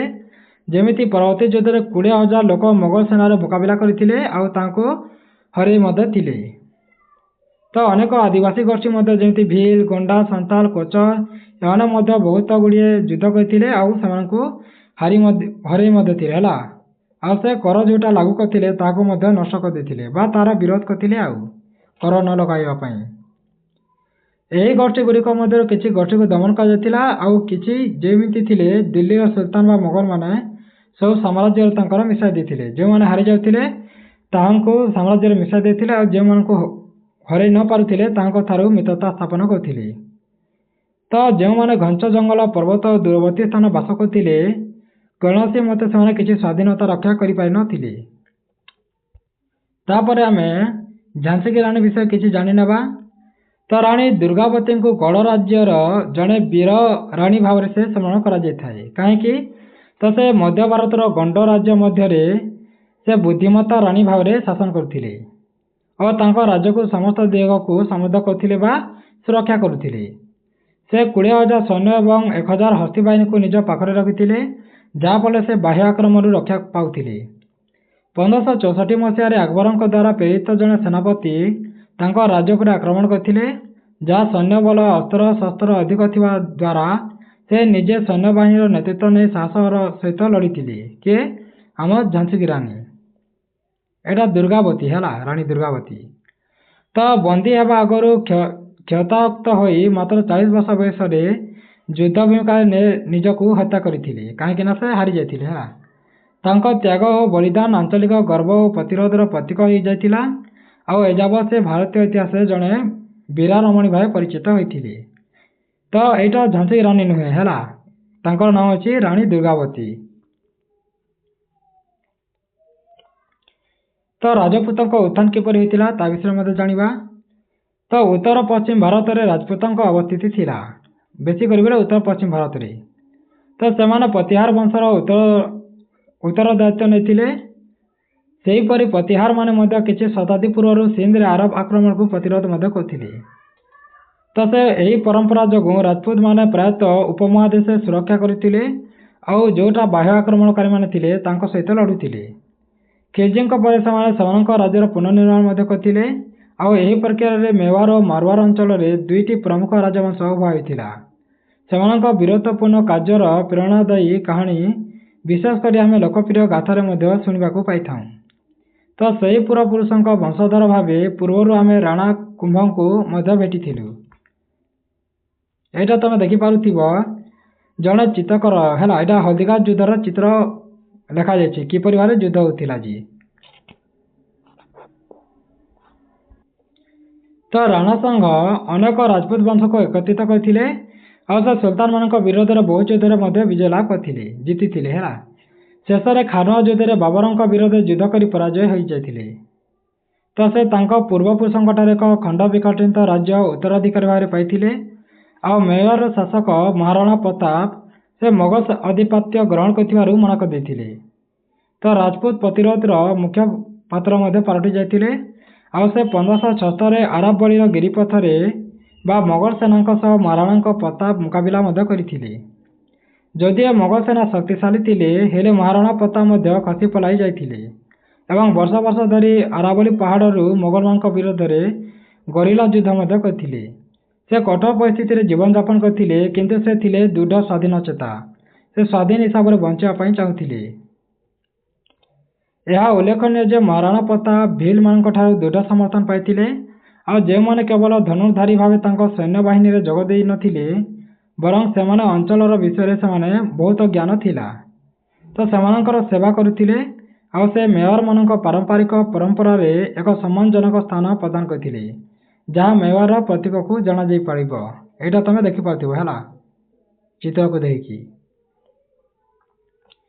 ତ ଯେତେବେଳେ କିଛି ରାଜପୁତ ରାଜ୍ୟ ମୋଗଲମାନଙ୍କ ସହ ମେଣ୍ଟ କରିଥିଲେ, ସେମାନେ କୂଟନୀତି ଓ ବିବାହ ବନ୍ଧନ ଦ୍ୱାରା କରୁଥିଲେ, ଆଉ ମେୱାର କିନ୍ତୁ ମୋଗଲ ସାମ୍ରାଜ୍ୟକୁ ଗ୍ରହଣ କରିନଥିଲେ। କେତେକ ଥିଲେ ଏମିତି ଯାହା ମୋଗଲମାନଙ୍କ ମେଣ୍ଟ କରିଥିଲେ ହେଲା, ହେଲେ କିଛି ଥିଲେ ଯେମିତି ମେୱାର, ଏମାନେ ସବୁ ମୋଗଲ ସହିତ ସେ ପ୍ରାଧାନ୍ୟ ଗ୍ରହଣ କରୁନଥିଲେ ବା ମୋଗଲ ସହିତ ମିଶୁନଥିଲେ। ଆଉ କିଛି ରାଜା ଥିଲେ ମିଶୁଥିଲେ, ଆଉ କିଛି ରାଜା ଥିଲେ ମିଶୁନଥିଲେ। ତ ଔରଙ୍ଗଜେବଙ୍କ ରାଜତ୍ୱ ସମୟରେ ଅନେକ ସାମନ୍ତ ରାଜପୁତ ବିଦ୍ରୋହ କରିଥିଲେ, ଆଉ ସେମାନଙ୍କ ମଧ୍ୟରେ ମେୱାରର ଦୁର୍ଗା ଦାସ ରାଠୋର ଥିଲେ ଅନ୍ୟତମ। ତ ସେମାନେ ଯୋଧପୁରର ସ୍ୱାଧୀନତା ରକ୍ଷା ପାଇଁ ଲଢ଼ିଥିଲେ, ଆଉ ରାଜସ୍ଥାନରେ ମୋଗଲ କର୍ତ୍ତୃତ୍ୱର ସୀମିତ ମଧ୍ୟ ରହିଥିଲା। ତାପରେ ଆମେ ଅହୋମ ରାଜ୍ୟ ବିଷୟରେ ଜାଣିବା। ତ ତ୍ରୟୋଦଶ ଶତାବ୍ଦୀରେ ଅହୋମ ଜାତିର ଏକ ଗୋଷ୍ଠୀ ମ୍ୟାମାର, ଯାହା ଆମେ ବର୍ତ୍ତମାନ ବ୍ରହ୍ମପୁତ୍ର ଉପତ୍ୟକାକୁ ଜାଣିଥାଉ, ସେଠାରେ ଅହୋମ ରାଜ୍ୟ ମଧ୍ୟ ଗଠନ କରାଯାଇଥିଲା। ତ ସୁଲତାନୀ ଓ ମୋଗଲ ଯୁଗ ଉଭୟ ସମୟରେ ଅହୋମ ଶାସକମାନେ ଉଭୟ ପୂର୍ବରେ ସାମ୍ରାଜ୍ୟ ବିସ୍ତାରକୁ ପ୍ରୟାସକୁ ପୁରା ବିରୋଧ କରିଥିଲେ, ଆଉ ସେମାନଙ୍କର ଅନନ୍ୟ ପାଇକ ବ୍ୟବସ୍ଥା ମଧ୍ୟ ଥିଲା, ଯାହା ପ୍ରତ୍ୟେକ ସମର୍ଥ ବ୍ୟକ୍ତିଙ୍କୁ ଭୂମି ଅଧିକାର ପ୍ରଦାନ ମଧ୍ୟ ଦିଆଯାଉଥିଲା। ତା ବଦଳରେ ଶ୍ରମ କିମ୍ବା ସାମରିକ କର୍ତ୍ତବ୍ୟ ମଧ୍ୟରେ ସେମାନେ ରାଜ୍ୟକୁ ସେବା ଯୋଗାଇ ଦେବାକୁ ମଧ୍ୟ ରାଜାମାନଙ୍କୁ ଆହ୍ୱାନ ଦେଉଥିଲେ, ଆଉ ସେ ଶାସକମାନଙ୍କୁ ସାର୍ବଜନୀନ ଭିତ୍ତିଭୂମି ସୃଷ୍ଟି କରିବାକୁ ଏବଂ ସ୍ଥାୟୀ ସେନା ବିନା ମଧ୍ୟ ଏକ ଦୃଢ଼ ସାମରିକ ଶକ୍ତି କରିପାରିବ ତାହା ସେମାନେ ସୃଷ୍ଟି କରିଥିଲେ। ସମୟ ସହିତ ଅହୋମମାନେ ମଧ୍ୟ ସ୍ଥାନୀୟ ସଂସ୍କୃତିକୁ ଆତ୍ମୀକରଣ କରିଥିଲେ, ଆଉ ସେ ଆସାମର ସମୃଦ୍ଧ ପରମ୍ପରାରେ ଯୋଗଦାନ ମଧ୍ୟ କରିଥିଲେ। ତାପରେ ଆମେ ପୂର୍ବାଞ୍ଚଳର ଗଙ୍ଗ ସାମ୍ରାଜ୍ୟ ବିଷୟରେ ଜାଣିବା, ବା ଏବେ ଓଡ଼ିଶା ବିଷୟରେ ଜାଣିବା। ଓଡ଼ିଶାରେ କ'ଣ କ'ଣ ହୋଇଥିଲା। ତ ଅହୋମ ସାମ୍ରାଜ୍ୟ ଭଳି ଦେଶର ପୂର୍ବାଞ୍ଚଳରେ ମଧ୍ୟ ଗଙ୍ଗବଂଶ ରାଜାମାନେ ନିଜର ଶକ୍ତି ବଢ଼ାଇଥିଲେ, ଆଉ ଅହୋମମାନଙ୍କ ଭଳି ସୈନ୍ୟମାନଙ୍କ ମଧ୍ୟରେ ପାଇକ ବୀରତ୍ୱର ଅଧିକ ଗୁରୁତ୍ୱ ଥିଲା। ତ୍ରୟୋଦଶ ଶତାବ୍ଦୀରେ ତୃତୀୟ ଅନଙ୍ଗ ଭୀମ ଦେବ ସେ ମୁସଲମାନ ଆକ୍ରମଣକାରୀମାନଙ୍କ ସହ ଯୁଦ୍ଧ କରିଥିଲେ, ଆଉ ସେମାନଙ୍କୁ ବିତାଡ୍ୟ କରିବା ସହ ସେହି ବିଜୟ ସ୍ମୃତିରେ ଭୁବନେଶ୍ୱରଠାରେ ଗୋଟିଏ ମେଘେଶ୍ୱର ମନ୍ଦିର ମଧ୍ୟ ନିର୍ମାଣ କରିଥିଲେ। ତ ପରବର୍ତ୍ତୀ ଶାସକ ପ୍ରଥମ ନରସିଂହ ଦେବ, ଯାହାକୁ ଆମେ ଲାଙ୍ଗୁଳା ନରସିଂହ ଦେବ କହିଥାଉ, ଆଉ ଦକ୍ଷିଣ ବଙ୍ଗଳା ଯେଉଁଟା ଅଧିକାରୀ କହିଥାଉ, ସେମାନେ ମଧ୍ୟ ମୁସଲମାନମାନଙ୍କୁ ପରାସ୍ତ କରିଥିଲେ ଏବଂ ଏହି ବିଜୟ ସ୍ମୃତିରେ ସେ କୋଣାର୍କର ଚନ୍ଦ୍ରଭାଗା ନଦୀ ମୁହାଣରେ ବିଶ୍ୱବିଖ୍ୟାତ, ଯେଉଁଟା ଆମେ ଦେଖୁଛୁ ସୂର୍ଯ୍ୟ ମନ୍ଦିର, କୋଣାର୍କ ମନ୍ଦିର କହିଥାଉ, ତାହା ନିର୍ମାଣ କରିଥିଲେ ହେଲା, ଜିତିବା ଆଶାରେ ବା ସେ ଜିତିଥିଲେ ସେହି ଖୁସିରେ ସେ ସୂର୍ଯ୍ୟ ମନ୍ଦିର ନିର୍ମାଣ କରିଥିଲେ। ତ ଏହି ଗଙ୍ଗବଂଶର ରାଜୁତି କାଳରେ ହିନ୍ଦୁ ଧର୍ମ, କଳା, ସଂସ୍କୃତିକୁ ଆଗକୁ ନେଇଥିଲେ, ଆଉ ଗଙ୍ଗବଂଶ ପରେ ପରେ ସୂର୍ଯ୍ୟବଂଶ ପ୍ରତିଷ୍ଠାତା ମଧ୍ୟ, ଯେଉଁଟା ସୂର୍ଯ୍ୟବଂଶ ପ୍ରତିଷ୍ଠା କିଏ କହିଲେ ତମେ କହିବ ଗଜପତି କପିଳେନ୍ଦ୍ର ଦେବ। ସେ ପାଇକ ସେନାଙ୍କୁ ଶକ୍ତିଶାଳୀ କରିଥିଲେ, ଆଉ ଶ୍ରୀ ଜଗନ୍ନାଥଙ୍କ ସମନାର୍ଥେ ସେ ରାଜ୍ୟ ପରେ ରାଜ୍ୟ ଜୟ କରିଥିଲେ। ଉତ୍ତରରେ ସେ ଝାଡ଼ଖଣ୍ଡଠାରୁ ଦକ୍ଷିଣରେ ରାମେଶ୍ୱର, ପଶ୍ଚିମରେ ମହାରାଷ୍ଟ୍ରର କିଛି ଅଂଶ ଓ ସମଗ୍ର ତେଲେଙ୍ଗାନା ସହ ସେ ବାହାମଣିର ରାଜଧାନୀ ବିଦାର ଓ ବିଜୟନଗର ରାଜଧାନୀ ହାମ୍ପିକୁ ସେ ଜୟ ମଧ୍ୟ କରିଥିଲେ, ଆଉ ପ୍ରଚୁର ଧନ ଦୌଲତ ମଧ୍ୟ ଆଣିକି ସେ ଶ୍ରୀ ଜଗନ୍ନାଥଙ୍କ ରତ୍ନ ଭଣ୍ଡାରରେ ପରିପୂର୍ଣ୍ଣ କରିଦେଇଥିଲେ। ତ ତାଙ୍କ ସମୟରେ କଳା, ଶିକ୍ଷା, ସାହିତ୍ୟ, ସଂସ୍କୃତି ସବୁ ପରିପୂର୍ଣ୍ଣ ଥିଲା, ଆଉ ସାରଳା ଦାସଙ୍କ ବିଶାଳ ମହାଭାରତ ତାଙ୍କ ସମୟରେ ହିଁ ରଚିତ ହୋଇଥିଲା। ସେ ପୁନଶ୍ଚ ବଙ୍ଗଳାର ଗୌଡ଼ ଅଧିକାର ପାଇଥିଲେ, ଫଳରେ ସେ ନିଜକୁ ସୂର୍ଯ୍ୟବଂଶୀ ବା ଗଜପତି ଗୌଡ଼େଶ୍ୱର, ନବକୋଟି, କର୍ଣ୍ଣାଟ, କଲବୈରେଶ୍ୱର ଭାବରେ ମଧ୍ୟ ଉପାଧି ପାଇଥିଲେ ହେଲା। ଫଳରେ ସେ ନିଜକୁ ସୂର୍ଯ୍ୟବଂଶୀ ଭାବରେ ମଧ୍ୟ ପରିବର୍ତ୍ତନ କରିଥିଲେ। ସେ ଗଜପତି କପିଳେନ୍ଦ୍ର ଦେବଙ୍କ ସମୟରେ ଥିଲା ସାମରିକ ବିଦ୍ୟା ଥିଲେ, ଜାଣିଥିଲେ, ଆର୍ଥିକ ସ୍ୱଚ୍ଛଳତା ମଧ୍ୟ, ସାମାଜିକ ସଂସ୍କାର ମଧ୍ୟ ଆଣିଥିଲେ, ଏବଂ ଏଇଟା ନବଜାଗରଣ ଭଳିଆ ଥିଲା। ତ ଏଣୁ ତାଙ୍କ ଶାସନ କାଳକୁ ଉତ୍କଳ ଇତିହାସ ସୁବର୍ଣ୍ଣ ଯୁଗ ମଧ୍ୟ କୁହାଯାଏ, କାହିଁକି ନା ତାଙ୍କ ସମୟରେ ସାମାଜିକ ସଂସ୍କାର ବହୁତ ଥିଲା। ତ ସେତେବେଳକୁ ଭାରତୀୟ ସଭ୍ୟତାର ଏକ ପ୍ରକାର ବିପନ୍ନ ଅବସ୍ଥା ଆସିଯାଇଥିଲା। ହିନ୍ଦୁ ଗଣହତ୍ୟା, ଲୁଣ୍ଠନ କରିବା, ପବିତ୍ର ସ୍ଥାନ ଓ ମନ୍ଦିର ଧ୍ୱଂସ ସାଙ୍ଗକୁ ସେ ବଳପୂର୍ବକ ଧର୍ମାନ୍ତରଣ କରିଥିବା ବେଳେ ସେ ମୁସଲମାନମାନଙ୍କର ଦୃଢ଼ ପ୍ରତିରୋଧ ମଧ୍ୟ କରିଥିଲେ। ଯେତେବେଳେ ମନ୍ଦିର ଧ୍ୱଂସ କରୁଥିଲେ, ଲୁଣ୍ଠନ କରୁଥିଲେ, ପବିତ୍ର ସ୍ଥାନକୁ ଧ୍ୱଂସ କରୁଥିଲେ, ଗଣହତ୍ୟା କରୁଥିଲେ, ସବୁକୁ ବିରୋଧ କରୁଥିଲେ। ଆଉ ପ୍ରଥମ ନରସିଂହ ଦେବ ହେଉଛନ୍ତି ପ୍ରଥମ ଶାସକ ଯିଏ ଗଜପତି ଉପାଧି ମଧ୍ୟ ପାଇଥିଲେ। ତ ଦେଶର ବହୁ ଅଞ୍ଚଳରେ ନରସଂହାର ହୋଇଥିଲା, ଲୁଣ୍ଠନ, ଧର୍ମାନ୍ତର ହୋଇଥିଲା, ମନ୍ଦିରମାନଙ୍କୁ ଧ୍ୱଂସ କରିଯାଇଥିଲେ। ଆଉ ଓଡ଼ିଶା ଭୂଖଣ୍ଡରେ ରାଜବଂଶର ଶାସକମାନେ ମଧ୍ୟ ଯେମିତି କଲା, ଧର୍ମ, ସଂସ୍କୃତି, ପରମ୍ପରାକୁ ସବୁ ବିକାଶ କରିଥିଲେ। ତ କପିଳେନ୍ଦ୍ର ଦେବ ଶାସନ କାଳ ଉତ୍କଳ ଇତିହାସର ସୁବର୍ଣ୍ଣ ଯୁଗ କାହିଁକି ତା ବିଷୟରେ ମଧ୍ୟ ତମେ କମେଣ୍ଟ ବକ୍ସରେ ଲେଖିବ ହେଲା।